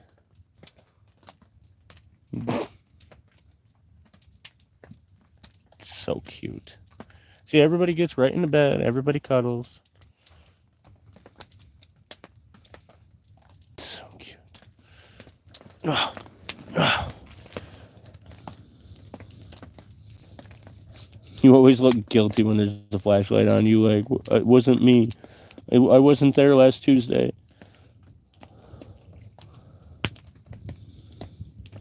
Do you have an alibi? He says, yeah, Dad, you're my alibi. I'm always right here with you. But what if I need an alibi? We can't be each other's alibi.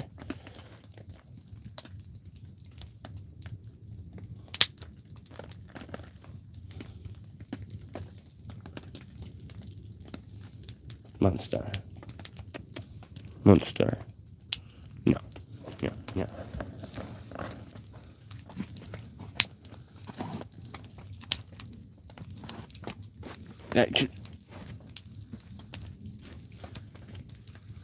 They're all over me because this is like the longest I ever get to sit down. It's when we're starting the fire.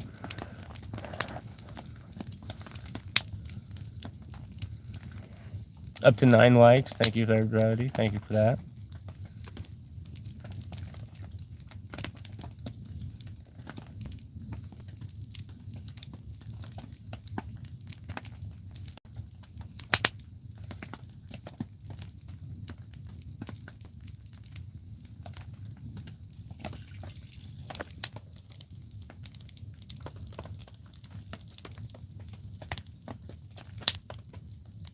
It's actually kind of cool to watch it solidify.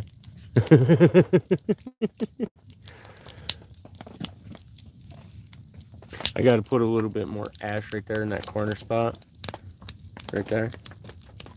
To try to solidify that. I just don't know if it's going to get hot enough to actually have it bake up like the rest of it is. Ooh, my phone's on 42%. I only have a little bit of the one charger left. It was on like 50%. And that's if it hasn't gone down, because it's the wonky one that doesn't like to hold the charge. But I like this little fire pit. The grate does fit in there so I can cook on it, but it's got to go sideways, so it's actually hard to get it in and out. But, well, getting it in is easy. Once it's hot, I can't fuck with it.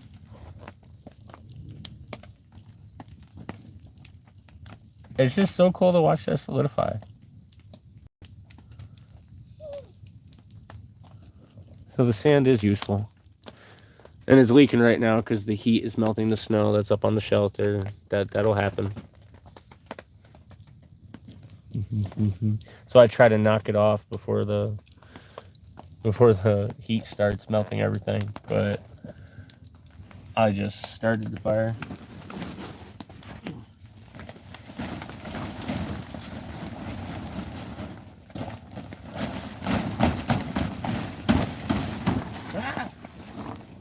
You fucking stupid soft ground.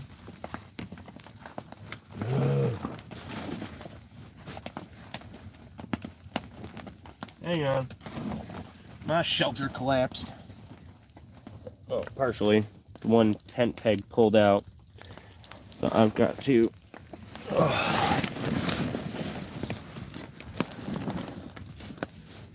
peg that there. And then I actually need to use you guys' light. Move. Move, move, move, move. Thank you. Climb up behind the shelter.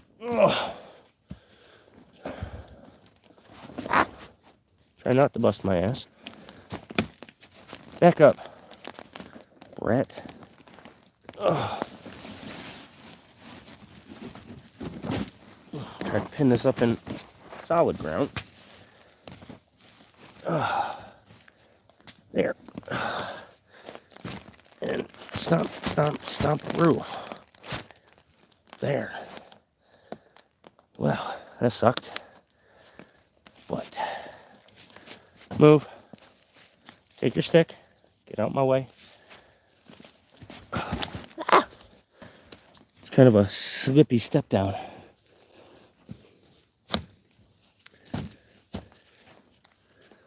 There. Hopefully that'll hold better. Get out of my way. There. I should pulls that up a little bit higher. Might do that with the other one. Why is everything collapsing on me, man?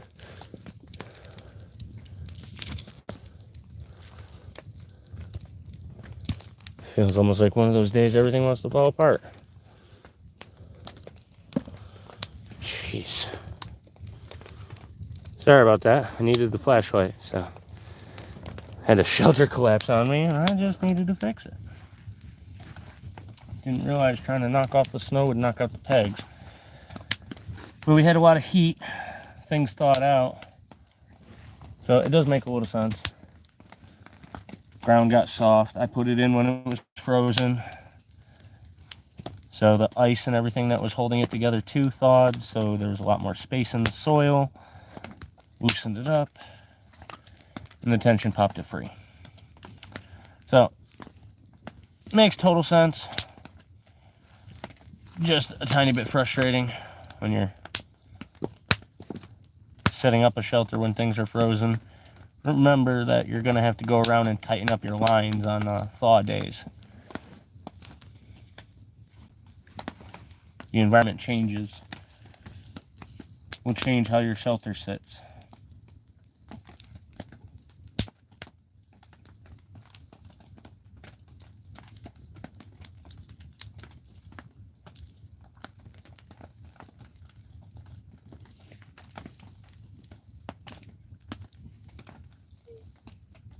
I was going to make something to eat, but because Mrs. Native is hungry and she can't eat, I'm going to wait until she's here so she can eat.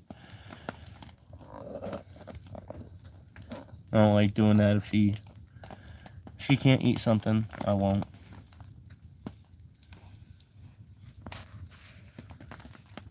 Since we got 4 hanging out and 9 likes, thank you guys very much.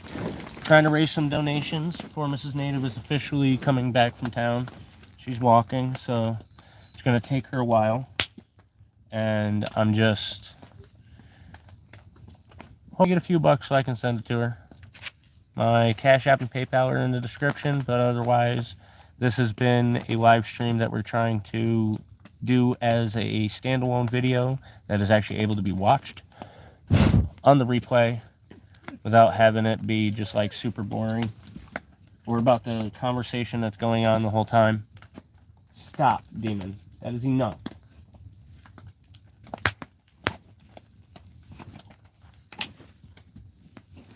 You got downgraded. You can't have the big stick as a terrorist. Now you have the little one. Get. Play with that, or you're going to lose it too. Quit being a brat. God. He is such a terrorist. He's still a puppy. He's not, like, he's a year and a half. He's fucking still in his puppy phase. Super obsessed with sticks and attention, has anxiety. And has this whiny talking thing that comes from being part Malamute, I swear. Ow. apparently I hurt the front of my head. I have a dent on my forehead. What the fuck did that happen? Ow.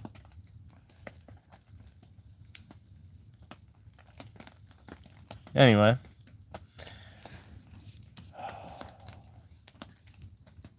So if you learn how to play with the airflow on your fires, you can actually adjust your temperature and kind of sustain your burn for longer.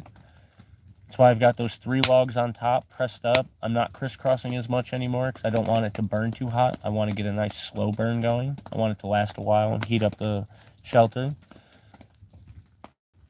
And it'll be easy to transition into a cooking fire with this because I can level it out and put the grate on top and be able to cook on it and be fine. So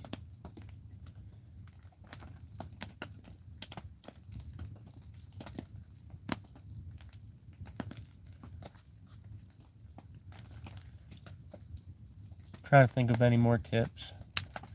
Now the reason this fire type works is because I have a vent hole. It's like a Dakota hole, but it's into a hill. And I didn't have to do that much digging to even get it like this. It wasn't that bad. And the vent hole was literally, I stabbed a stick over where the tunnel, dug a little tunnel in the back, just angled it up. And then I went up top and I poked a stick straight down through where I thought the end of the tunnel would be. And just kind of wrung it around in a circle and let it sit there for a while to kind of settle.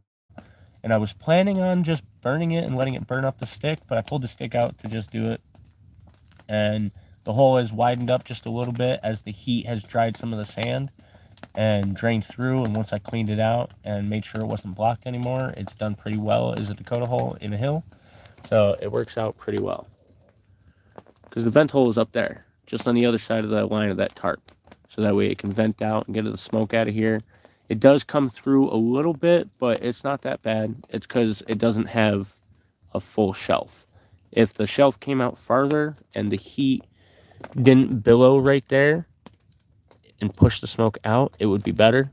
But that actually gives me more heat, which is why I've made sure to keep my shelter open enough. That was a black tarp with some silver backing. I just kind of hung on the side to reflect some heat back and to absorb some sun heat from the black side. But that doorway is mostly open. Hi, terrorist. I'm trying to show him past you. That doorway is open. And the doorway behind me is slanted, but that's open. There's a gap there. That's how we walk in. So there's plenty of airflow. That little bit of smoke that billows out barely even goes anywhere.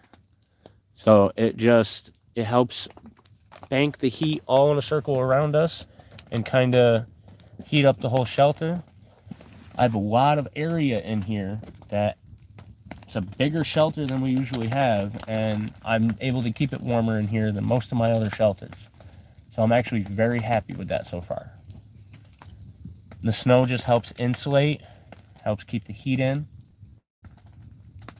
when it doesn't collapse part of the shelter. I should have checked my other ties while I was up there. I didn't want to walk across.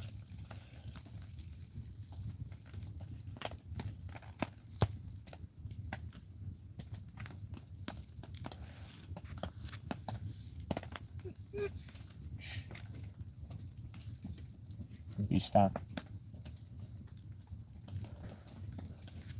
You're gonna lose it. I'ma take it. I'ma take it. Give me the stick. Give me the stick.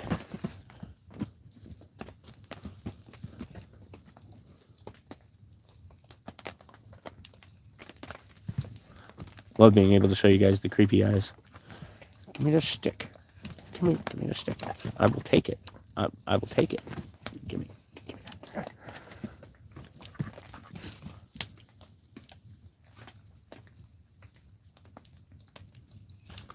Imagine seeing those eyes if you don't have a dog. You're just in the woods and you see those eyes. You know you look like a coyote, right? Or a wolf. And you're huge. You're not even full grown yet. You still got 1.5 years of growing, you know that? You're like not even a teenager yet. You're in your terrible twos. You're absolutely atrocious adolescent stage.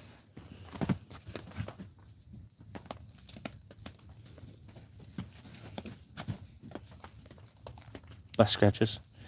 Bus scratches. Bus scratches. Stabbing yourself with a stick. You're stabbing yourself. Look where he burned himself. He went up and sat on the fire at our last spot in the state land. I couldn't believe it. Well, I can. He's taking so long to learn about the fire. Whoop! You gotta fix your rope now. You stepped over it all stupid. Fix your leash.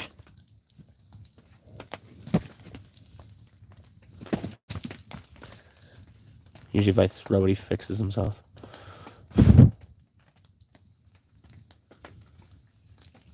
Yeah, see, there you go. Oh, don't paw at me with the muddy paws. Muddy paws, I'm gonna paw at you. I'm gonna paw at you, muddy paws. Muddy paws. Oh, now you're gonna chew on me, huh? So ferocious. So ferocious. Should do a clip of this and say a coyote attacked me in my shelter while I was camping. Yeah, then I'd go viral, huh? Oh no. Oh no.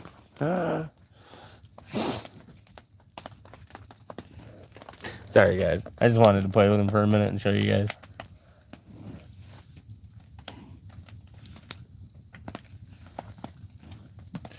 Whereas my other lazy bums, creature barely moved from where he looked up at me. I know, you are done with your brother's shit today. Monster wants nothing to do with you today. I'm gonna take that stick. I'm gonna take that stick from you. You're bothering me. I'm trying to talk to people on a live stream. You want to just be up my ass. Huh? God. So it says we still got 4 hanging out. Thank you guys for being here. Who's still hanging out? Who's here? Almost a 2-hour live stream. I'm on 36%. I should grab my charger. Oh, I fat head.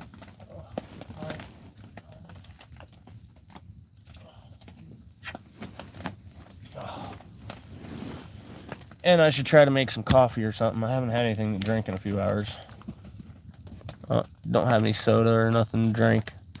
Can't drink water because it makes me sick. Hypoglycemia, it flushes my sugar and just makes me nauseous and dizzy and just, ugh.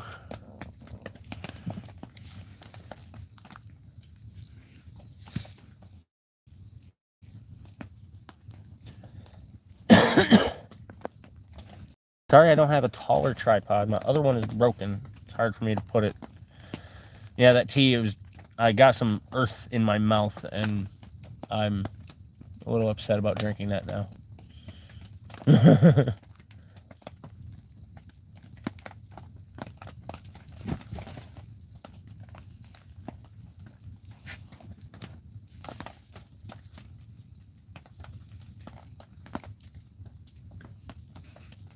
But it's not a bad view, at least.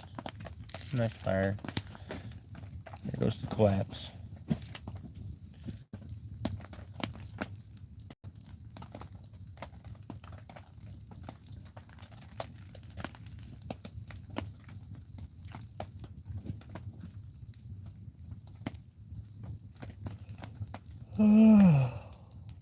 It's tiring though, just sitting there looking at the fire. It makes you just want to nap.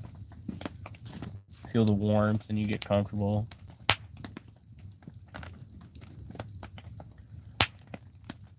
Throw this at me again and I'm throwing it in the fire. Do you got it? Do you understand the English, my son? You throw this at me again and I will throw it in the fire. You got it? No. You want me to throw it in the fire? You can see that face. Do you understand? No.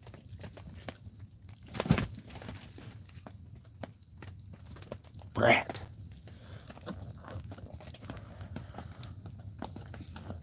Keeps coming over and throwing it at me. What in the shit was that? That was a physical thump. I literally just shook.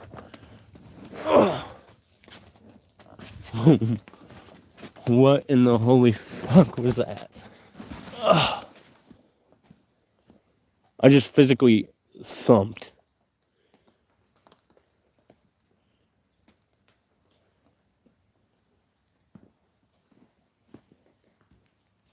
That couldn't have been that far.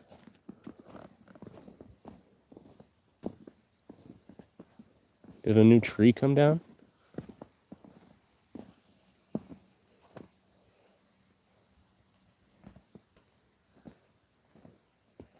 I did too, like I bounced.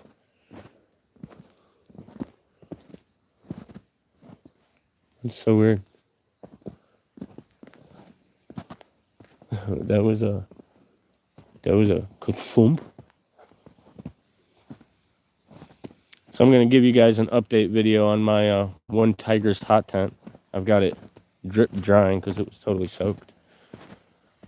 But yeah, what in the hell? That was I'll find it tomorrow. It wasn't that far. Maybe 20 feet, 30 feet. That was a thump. And I bounced. That was weird. Let's see if you can see this. This looks super pretty. When it's all lit up from the distance, these branches, they're super, super pretty. Kind of like these. These are super pretty. Need a brighter light to be able to showcase them though. Yeah, I have no idea what that was. Huh.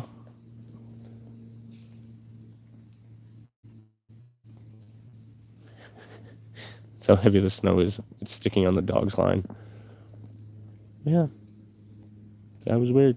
I don't know if you guys could hear that. I was talking when it happened. Yeah. Oh. Yeah, this tea I'm not too excited about. Ugh.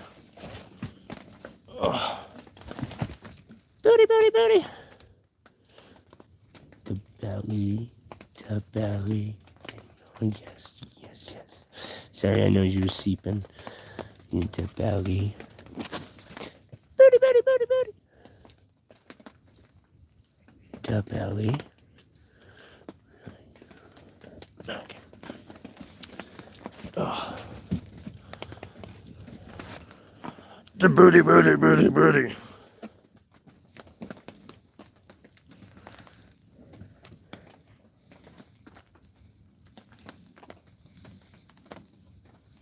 Who's my boy?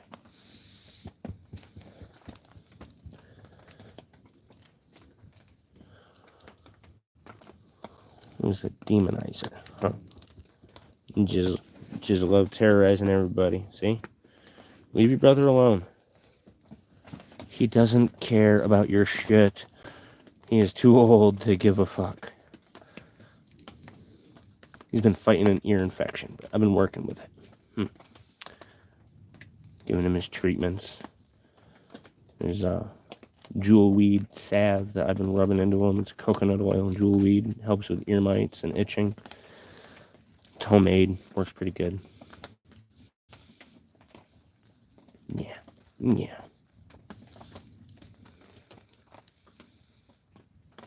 Oh, yes. Yes. Some liquor would be awesome. I wouldn't even care if it was Jim Beam. I'll take a $10 bottle of Recipe 21. It's about the same amount as a chug of Jim Beam, price-wise.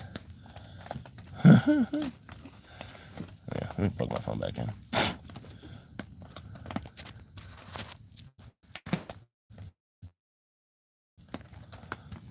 Yeah, right.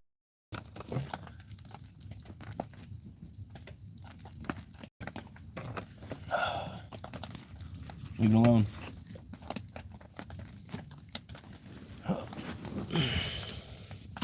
Yeah.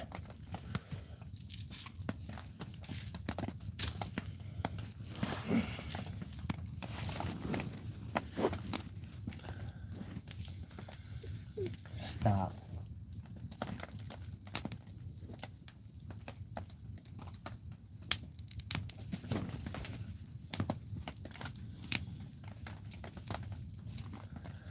I still got that one pot of coffee I made, never drank. Could just warm it up. As long as there hasn't gotten a ton of shit in it.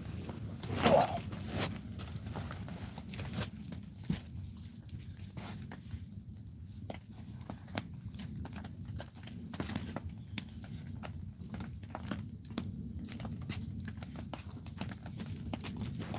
Yeah, seems fine.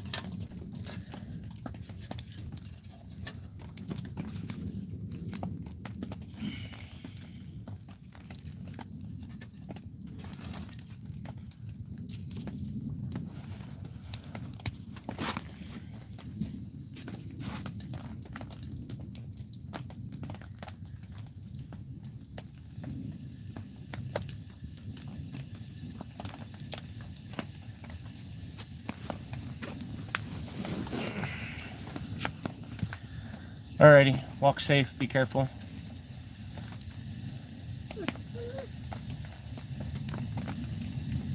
Forgot to check to see if you had a knife on you.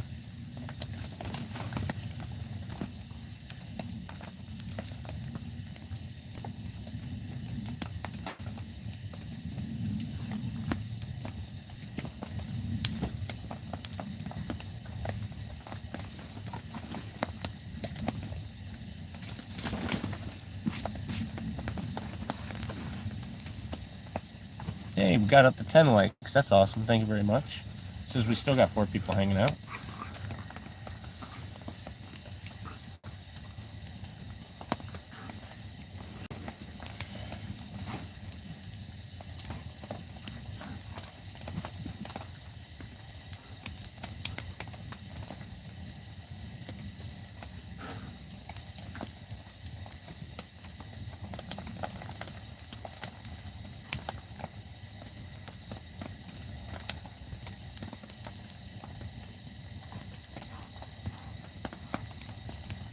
So I think today, for my replay champions, my code word is going to be soft.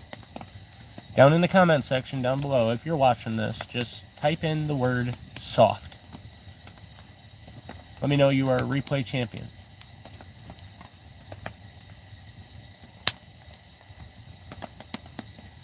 I drop a code word on every live stream.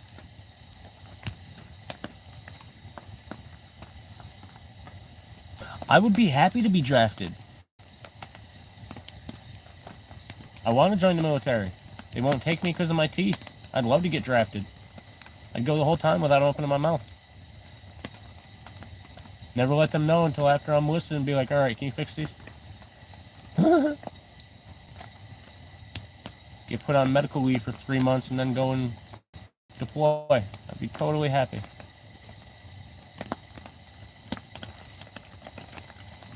Get my implants, get my new teeth, and be fine.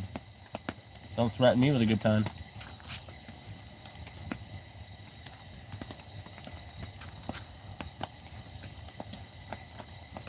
I've tried to enlist a couple of times now.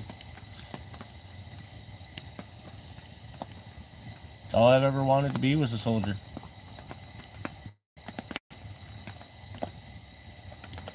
Growing up, I wanted to hunt, be out in the woods, be a soldier.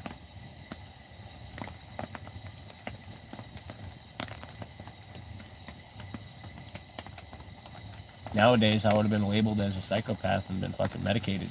You're like, all he wants to do is kill stuff and go and kill people. Oh, he's a psycho. Medicate him. Institutionalized. Check his family life. There might be something wrong at home. Everyone's always so judgmental, but some people are just built for it. I'm a warrior. I'm a hunter. I'm a savage.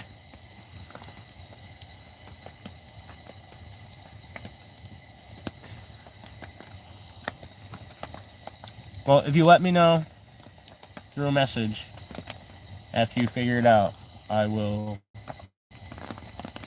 make changes to what I'm doing from there, Mrs. Native. If I need to cook something, I'll figure it out. I'll try to have it done before you get back. Got a fire going, and I'm going to keep it going real nice. I got a nice stack of wood here, so It'd be good.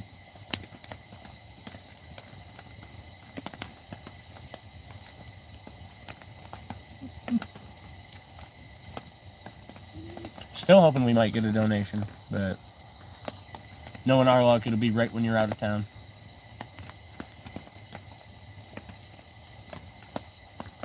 But, I mean, doesn't matter. I'll go back tomorrow. If we do.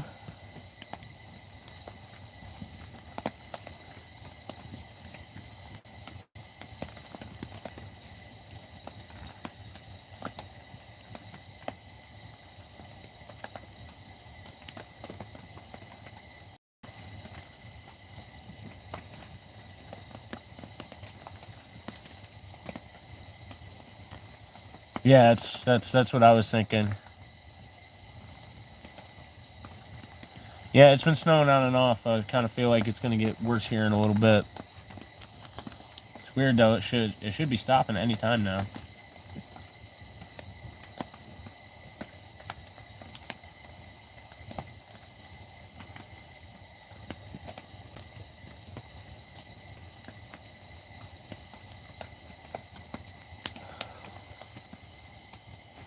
Hey, cheers from Argentina.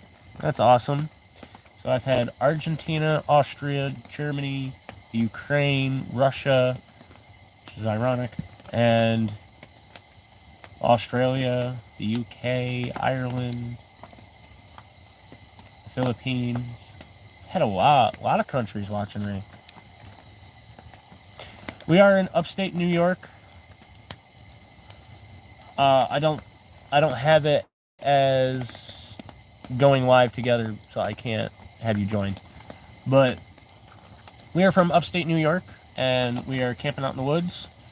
And right now, Mrs. Native is in town. She went to go and charge up some portables, and we're trying to make some donations. Trying to get some donations so we can get some funds, so that way she can get some food before we come back, before she comes back, or some drinks, or possibly a ride, depending on what kind of donations we get. But she's starting to walk back home. Takes about an hour or so.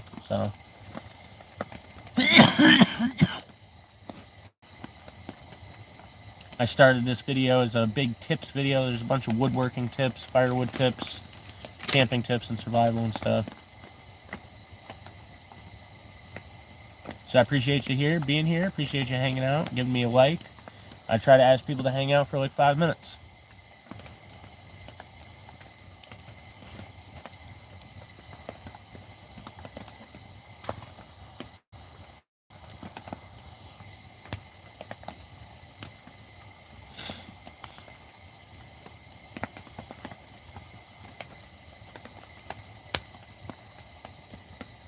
Warming up some coffee.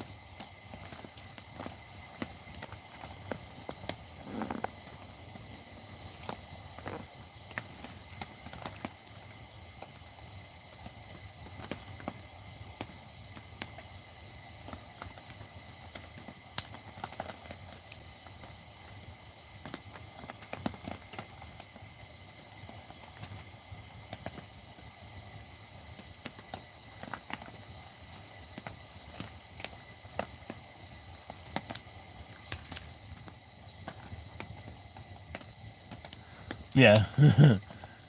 If someone donates and you got to turn and go to the store instead of coming straight back, then yeah, it'll take a little longer. But I'm just saying the walk back in itself is an hour. And I mean, you could just stop at the gas station on your way through and just grab something. But that's if we get a donation. If not, coming back.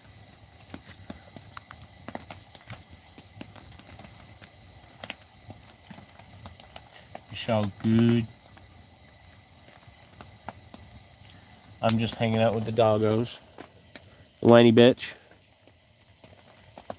Right, Damon? You're the whiny one. You whine all the time. You don't like me talking. See? See?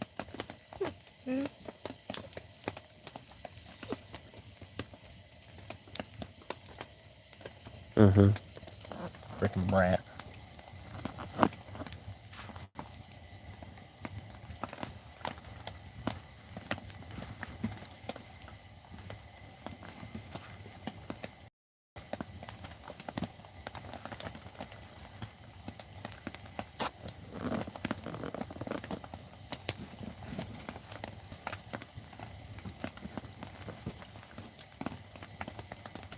I will throw that in the fire. You want to lose it, or you want to play with it? Then go play with it. Rat.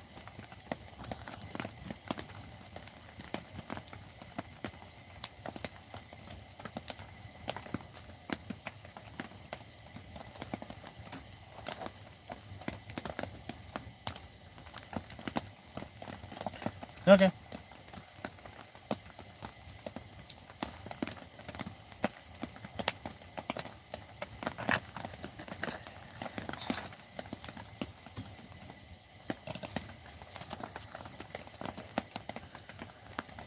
I know you didn't eat anything all day yet, and walking town and back with no food kind of sucks. And I'm sorry.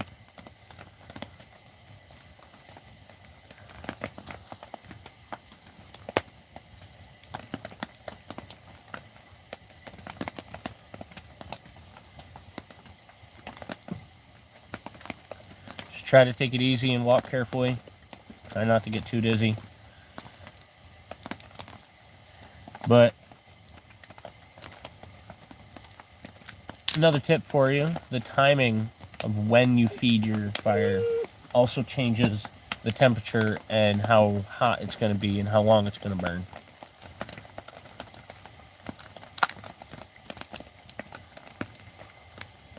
I'm still just sitting here messing with some kindling, breaking it into pieces.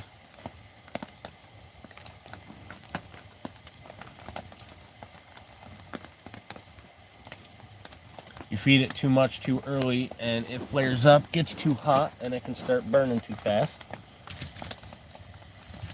You feed it too late and it can take too long for it to relight, and then you lose all your embers and all your heat. And then you're basically starting over from scratch. But you time it just right. You can keep it going, keep it hot, keep it balanced.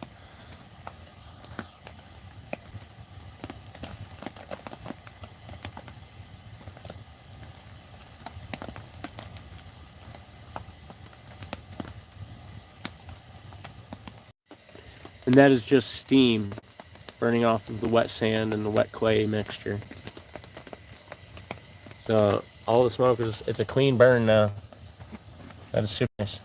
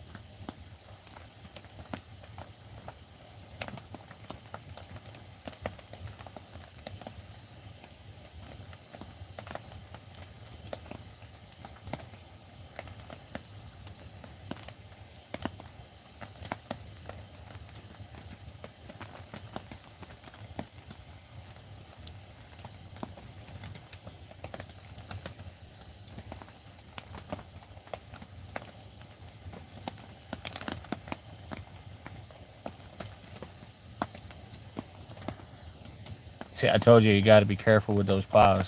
And I knew the flashing lights would bug you too.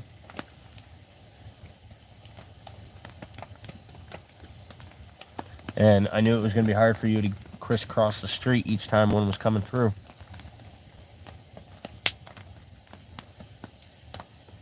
That's the most dangerous part about her walking right now.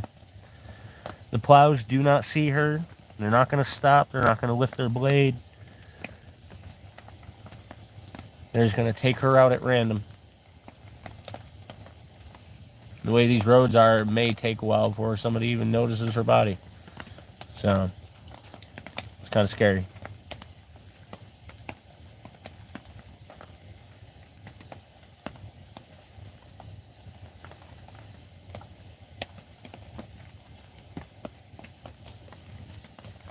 Because she has epilepsy, the flashing lights can cause a seizure and can make it so she can't do anything. Seizures can kill her. Lock her up. Get her hit worse. So she's got to watch the flashing lights. She has to be careful of the plows. That's why I usually just go. It's just, I feel better. If something happens to me, it happens to me, you know, whatever. It's like getting hit the other night. It was whatever. But if they've connected with her calf, it might hurt her a lot worse. She might not have gotten out of the way fast enough. Things like that. I'm glad you're doing okay, though. Just try to be careful. But, yeah.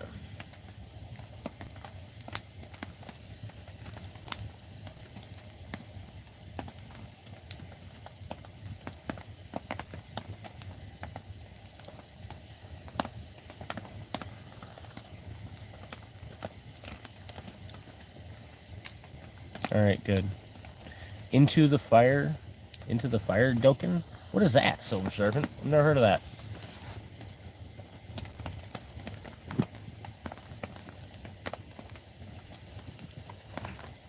I am going to throw your stick in the fire if you keep throwing it at me. Do you want to lose it? Do you want to lose it? Because you will. So go play with it. Rat.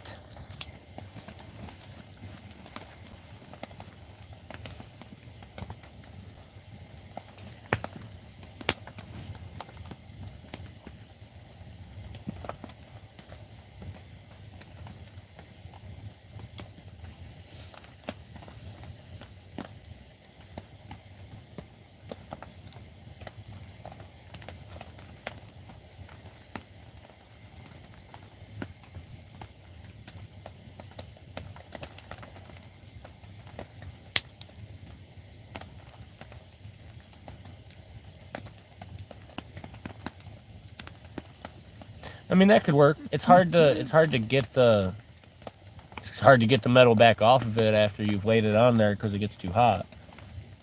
But I know what you mean. Anything to smother it.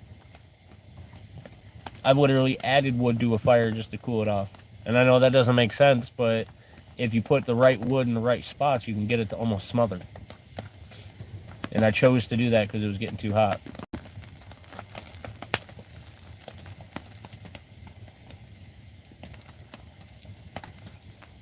The perspective on camera is nuts. That looks so huge, right?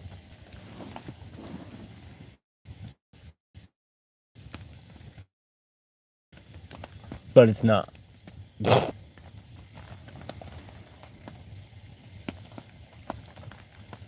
whole fireplace is literally like 2 hand widths. It's only like 20 by 30 inches, if that.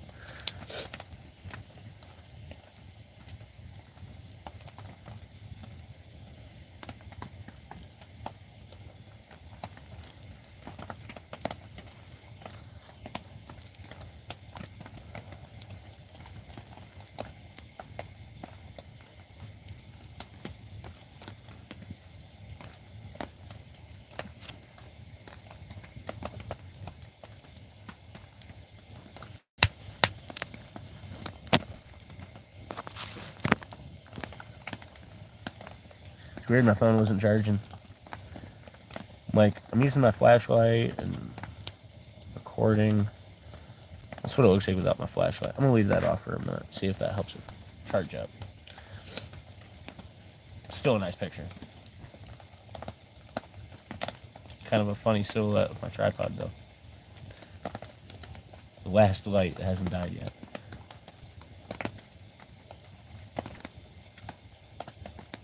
Well, I still got this headlamp, but it does like next to nothing right now. So it's fine.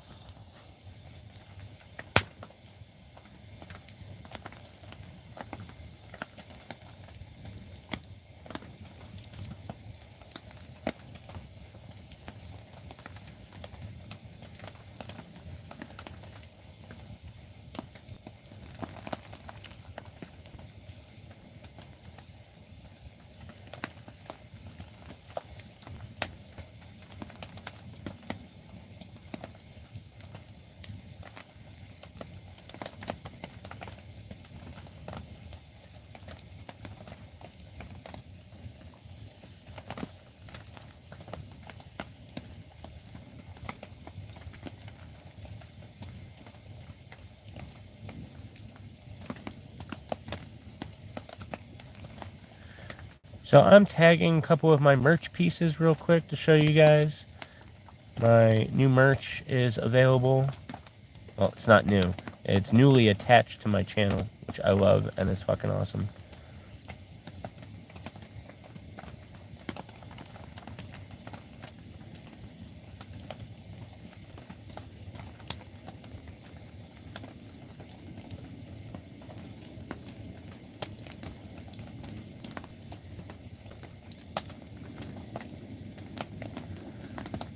One of my first designs are on here.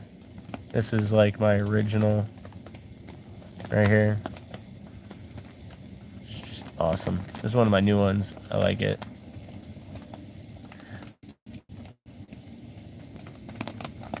Yeah. My merch is now connected to my store on my profile. So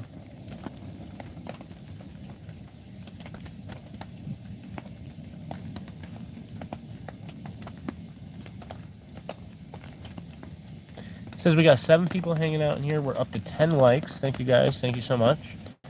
And remember to check out the description. There's a lot of information in there about how you can get involved and support the channel. We're accepting donations directly through Cash App and PayPal. There are upper chats, super stickers, and my shopping channel now. I got my first super chat ever. If you drop a super chat, I can pin that and pin your comment. It gives you a little shout out kind of thing. So that's kind of cool. I have to make over $100 on super chats and stuff to actually be able to cash out. And you know, YouTube takes their 30%, but it's whatever.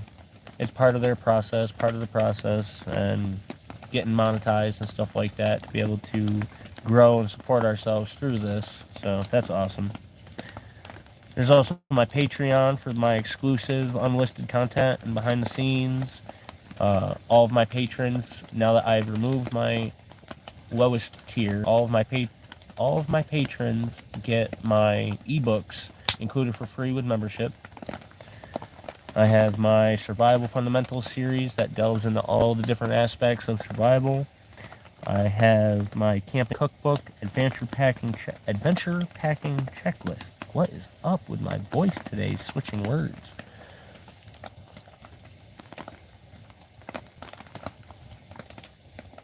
And my fire starter kits, which I still need to sit down and make them on a live stream.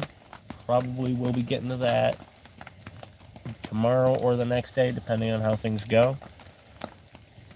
Finally got wood near camp that we can just process and work on, and I got my fat wood ready to boil it out so I can get some of the pine pitch and make some fire starter kits and make an oilcloth bag to be able to put them in, things like that. Should be good.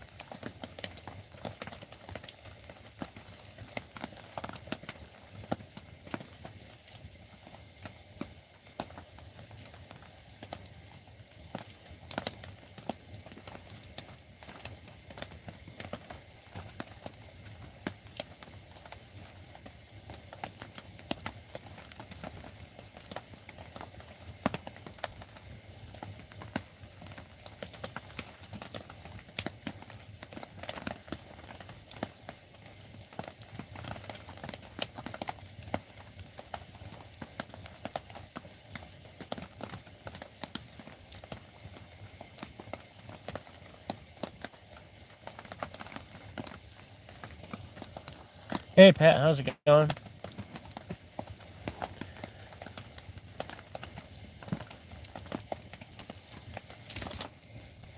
Oh.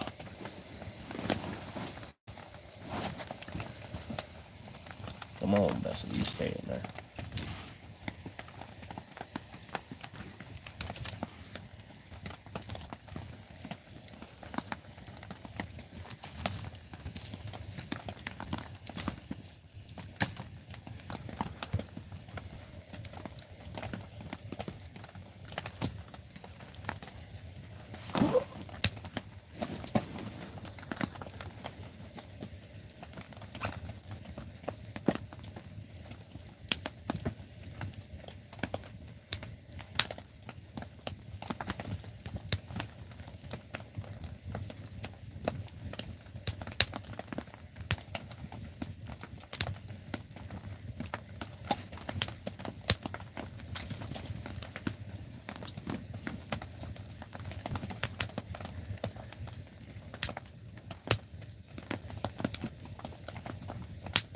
I actually don't know what the temp is. I would need Mrs. Native to help me out with that.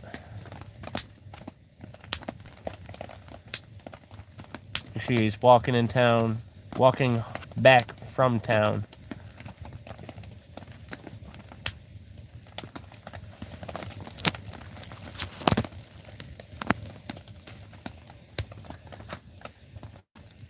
We were hoping we'd get some donations where she made it back so we could get a couple of things, but she had to go down and charge. And I'm here with the boys and doing a live stream. I was doing some firewood. I'm really beat up and sore after the last week, so I wasn't all that into doing a bunch today. This wood is going slightly faster than I was expecting.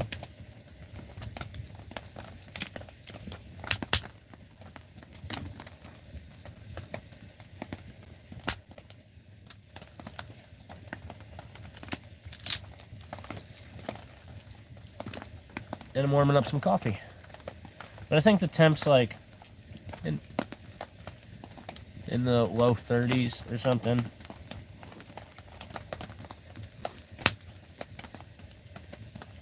I don't know, we're pretty warm in here. Sure, Mrs. Native's sweating from walking. It's actually the worst part of it. Because you get hot from the walk, you sweat, and the second you stop moving, you're just fucking cold. And she's out there dodging snow plows.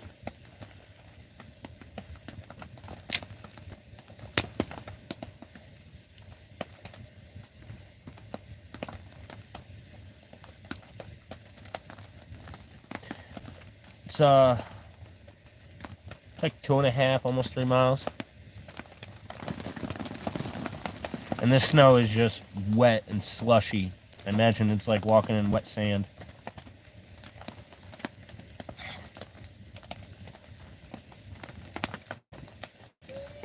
Why? Why do you just keep doing that?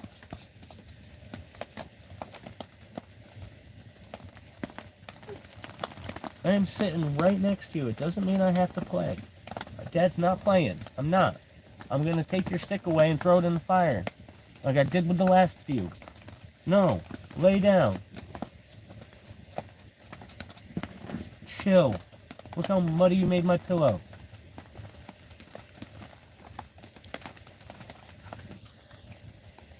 I know. And I'm sorry. She had to leave before we were able to get a fire going and eat anything, because she had to go and take the bottles and cans back so we can get something to drink. And it was going to close early today, so couldn't really wait around.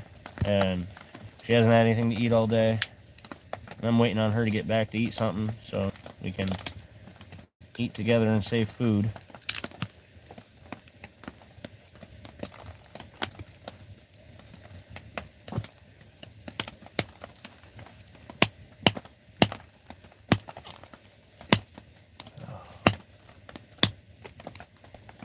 You know, when you go without food and you have a limited amount of stuff, it's the weird things that you miss.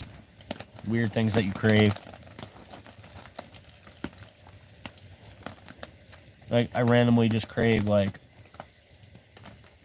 a slice of pizza from one of the gas stations, or one of the breakfast sandwiches they have in the hot case, or just one of those pre-wrapped cold subs that are sitting in a gas station.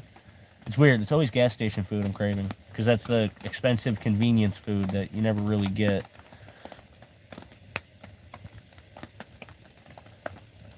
I got some coffee warming up. I'll make some hot chocolate. I can make that.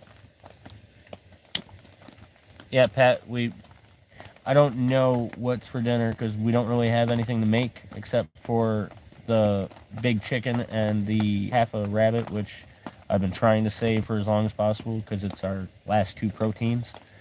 And Miss Native's stomach is eating her insides right now.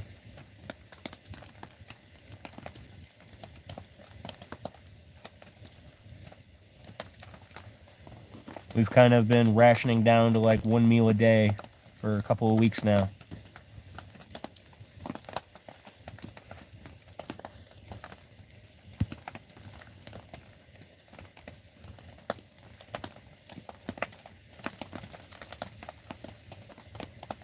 And I'm sorry, baby. I was zoning out, picking at a piece of wood and just thinking.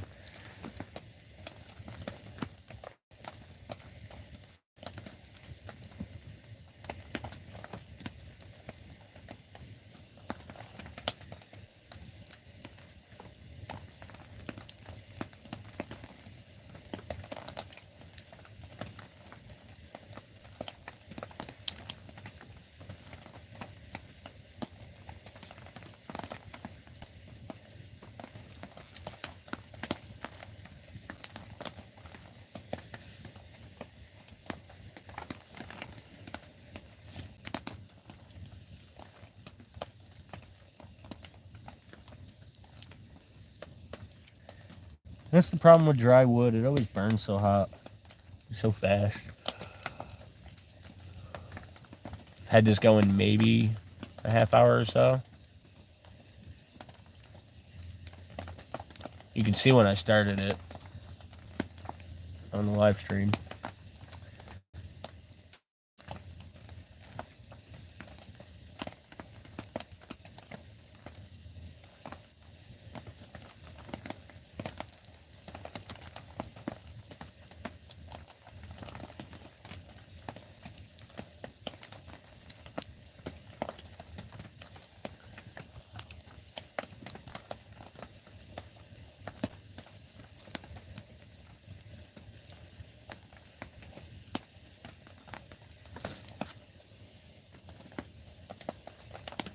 And there goes that light. So, last light is the headlamp. So I'm going to turn that off to save it.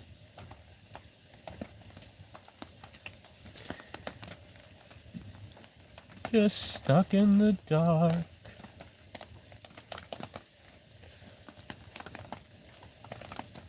Better than being stuck in the snow.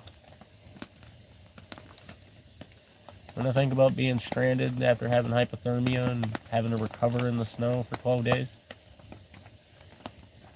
That's why I know if I got on alone, I would be so set. Like, fuck it, bro. Do that shit with my eyes closed.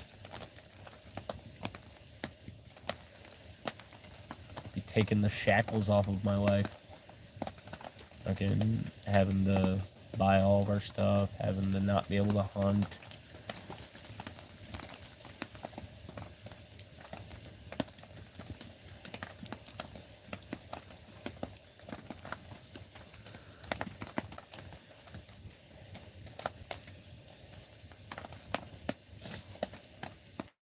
Yeah, it was super dry. The trees, the dead trees that I got, they're just so super dry that they're burning real well.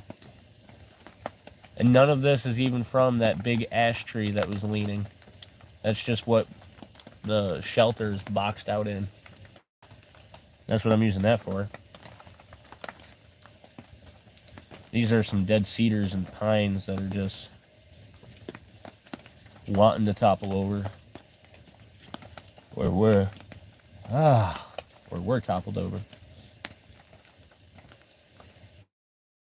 The one was just sitting and they're shaking back and forth on the side of the hill, just kind of rocking in the sand.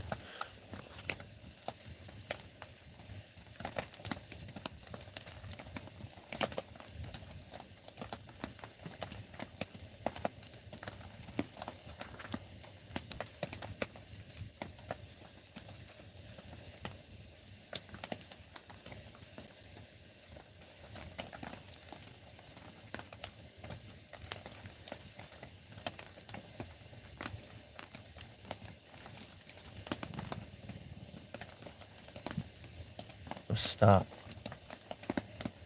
It wasn't nothing. I think it was the tarp on your leash, asshole. You stop too.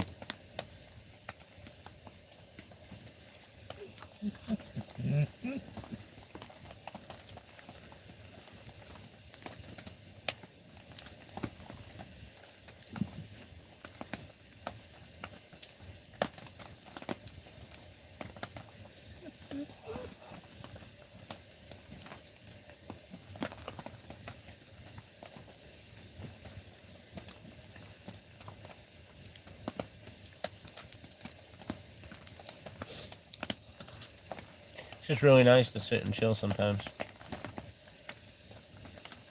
At least for a few minutes.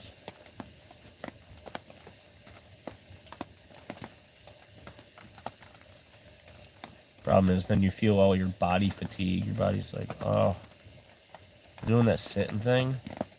Oh, sweet.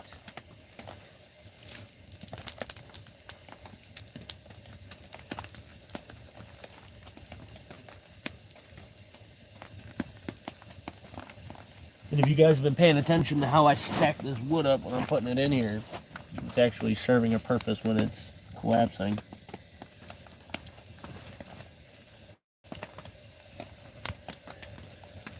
It's like a corkscrew. As it collapses, they rest onto themselves.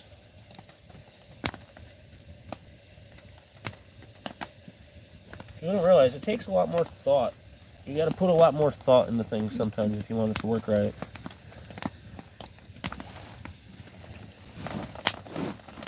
It frustrates the hell out of the wife. She'll be fighting with a fire for an hour or more, and she's like, I can't get it going. I'm doing exactly what you do. And I'm like, well, are you? And people may think that's an asshole statement, but then when I sit down and I change a couple of things, move it slightly, and then do something to it, boom, it lights up. She was like, damn, I was basically doing that. I was like, yeah, there's so much nuance to it that sometimes you could be right there, almost having it perfect, and it just won't do it. It's because it's almost there. Then you adjust it just a little bit, you get it right, and then boom, got a fire.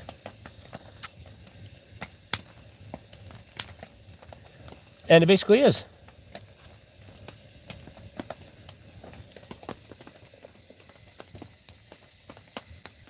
I had to set one up, so that way we had a nice heat tunnel, throwing heat.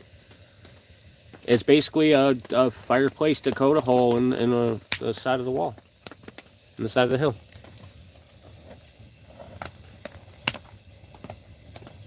I just like it, embed it in the dock. Why did my charging stop? My phone's temperature is too high. Wow. Wow, I almost never get that. It's always your temperature is too low. Ah. That's funny. And my phone got a little toasty pointed at fire.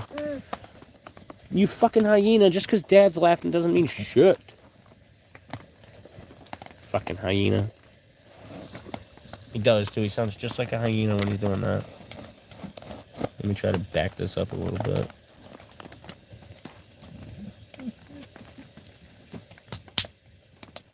It's gonna take a while, but yeah, it should cool off.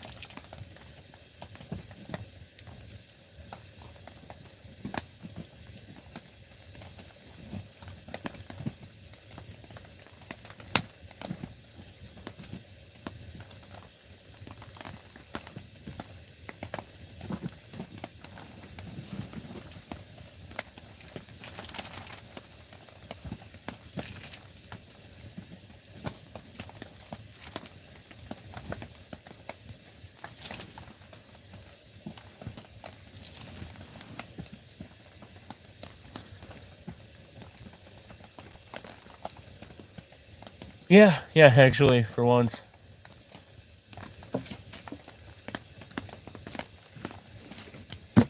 Just lay back down, monster. Lay back down. Your brother's leaving you alone now.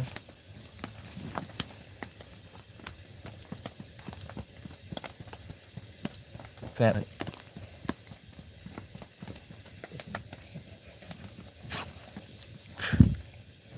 Why does your breath smell like catfish? Gross. I haven't even fed you fish recently.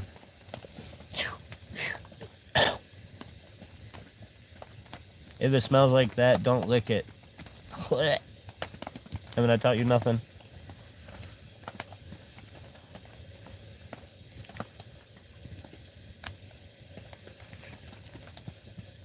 Fat butt.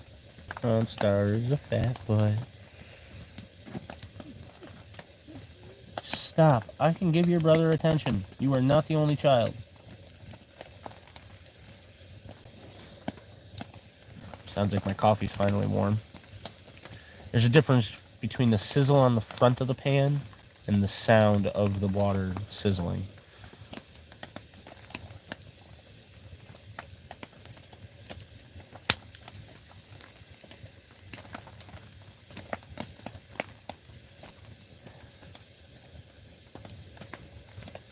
Who's that fat doggy sitting next to me?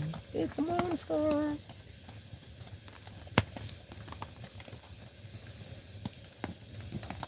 Listen, none of that over Dad. You and your brother can't challenge each other across me. Because I will bite both of you. I'm big dog. Get. Both of you. God. These boys, I tell you.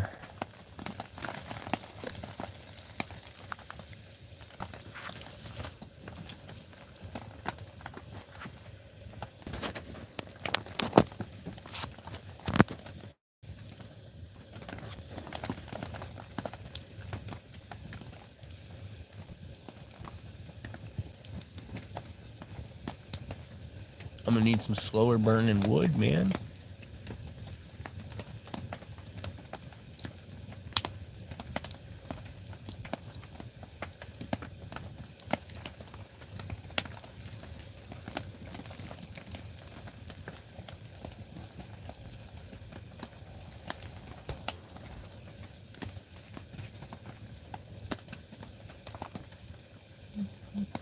Yeah.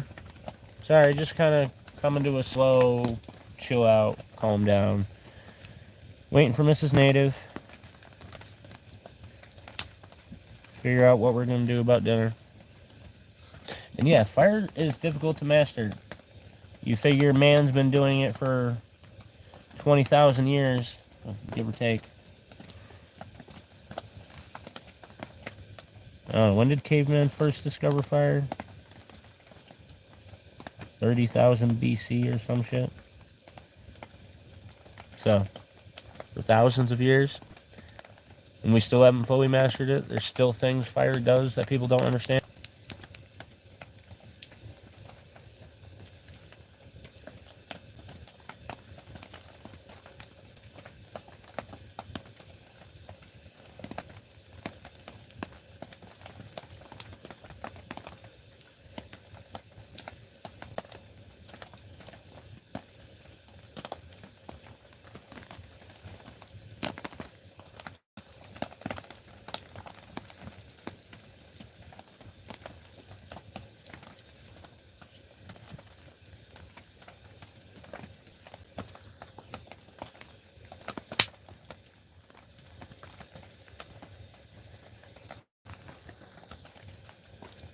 Yeah, that'll happen. Are you okay? Of course, someone tried to hit Mrs. Native. It's happened to me a couple of times, but it's normally not a big deal. They just get too close.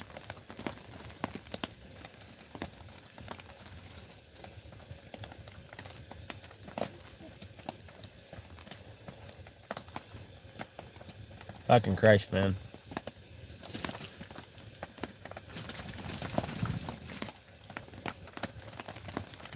Are you alright, though?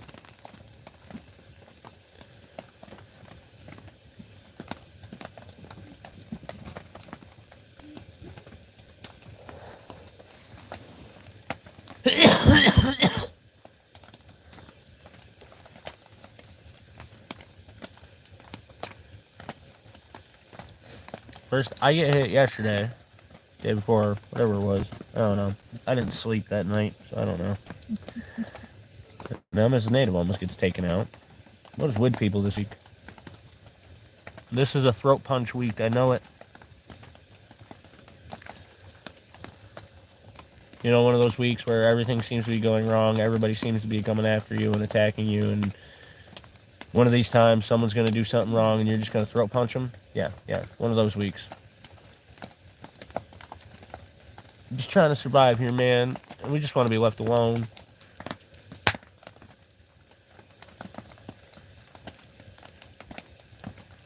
A lot of people got to be assholes. But it says we got 5 hanging out. 10 likes still. Thank you, I appreciate it. If you can hang out for 5 minutes and give me a like, share it out. It's awesome. We're almost at 3 hours now, waiting for Mrs. Native to come back. She almost just got hit, of course.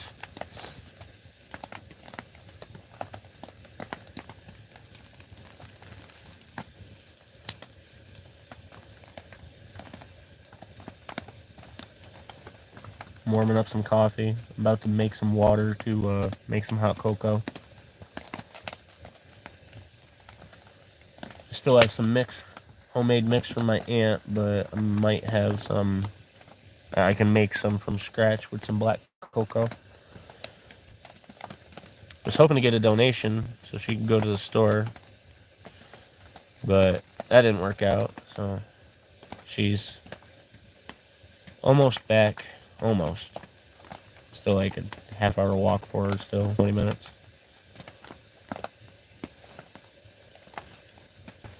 And then getting through the woods and all that.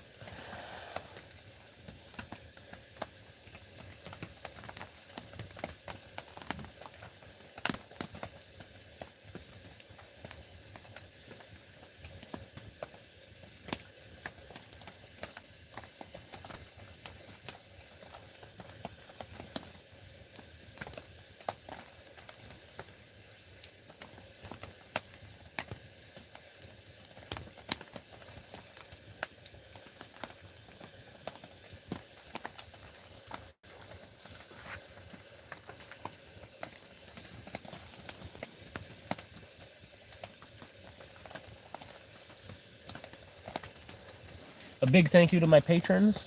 Right now it is only 2. It's Farmer Jack and Cynthia. Appreciate you guys. You have been my first patrons and have stuck it through this whole time. No matter how much I fall off of YouTube or how long it's been since I posted on Patreon, those 2 have been around forever. And a big thank you to Cynthia. I mean, Farmer Jack is my aunt, so there's, you know, that's a big reason why she's still my patron, I'm sure. But Cynthia has been a subscriber and a supporter of mine for over 2 years, right from the beginning. And she has been awesome. Very happy for the support, very appreciative. And she's got a hell of a gift coming her way.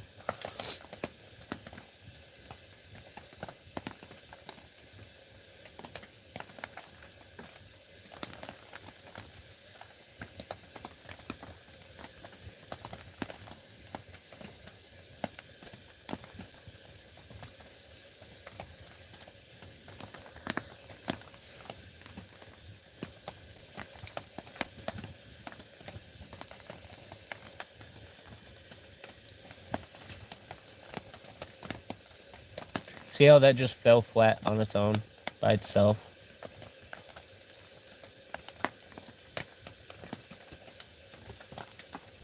That's what I was talking about, the way I was stacking it up.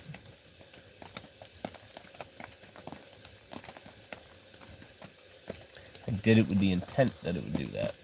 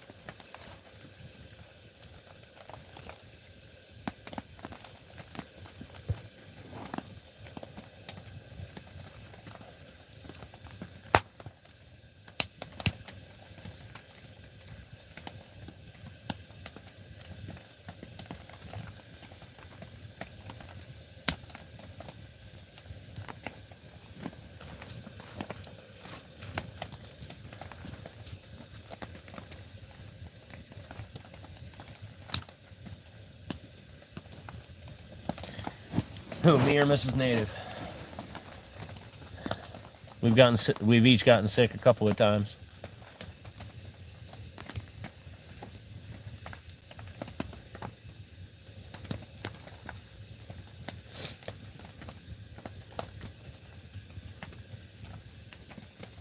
I had a head and chest cold last week from going out of town, going into town.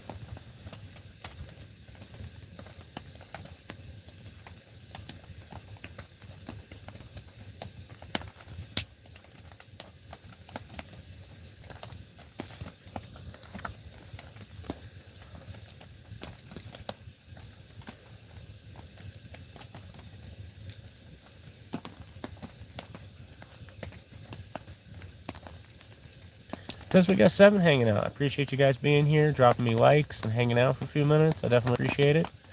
All the information in the description is there.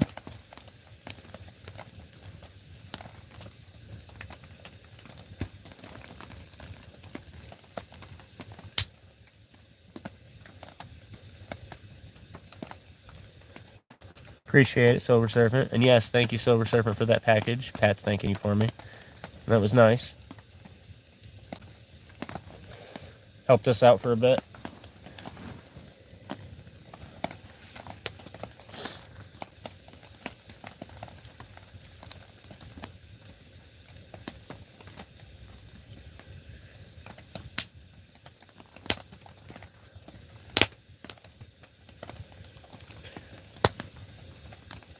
Oh yeah, I didn't do a unboxing or anything.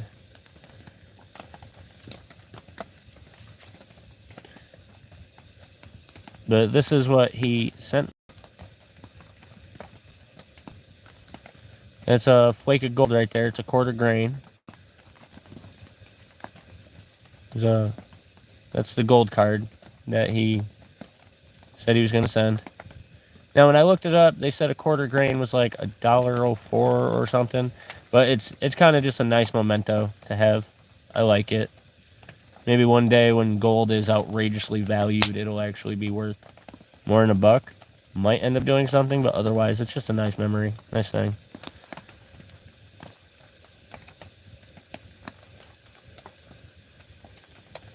Okay.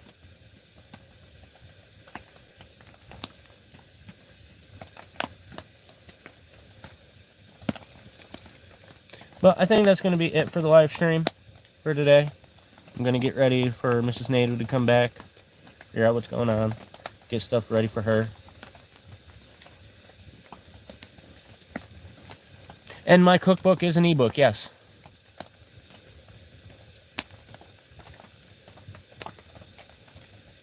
All of my books that I've written, they're all ebooks.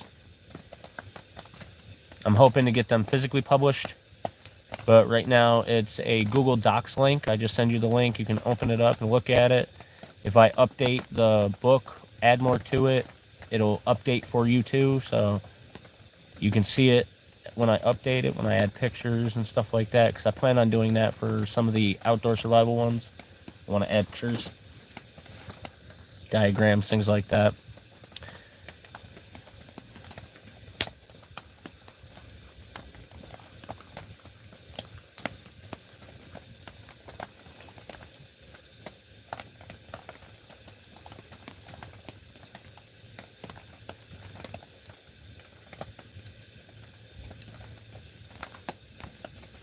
Same thing with my adventure packing checklist. It's just things that you can download, print out.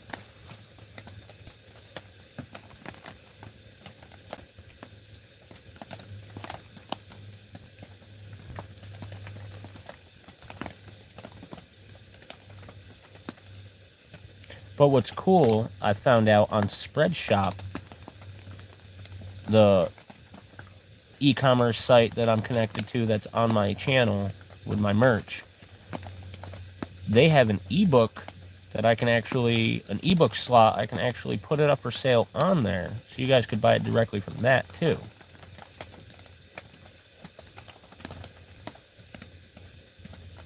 So that's cool.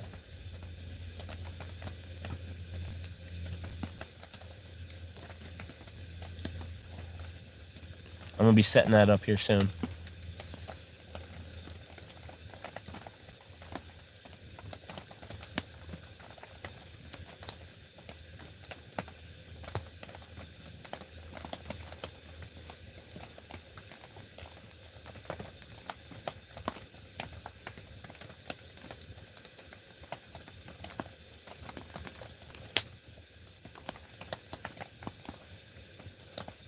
Alrighty, babe.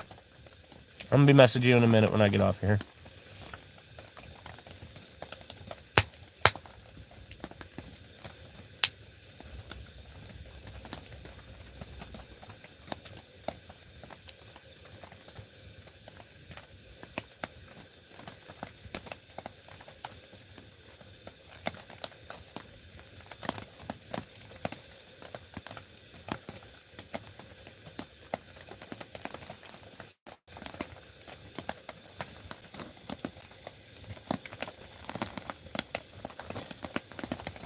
Alrighty, everybody.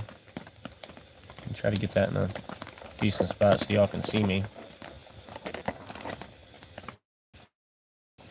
Alright. That is going to be it for now. Until next time, remember to get out there, be a native, and go east.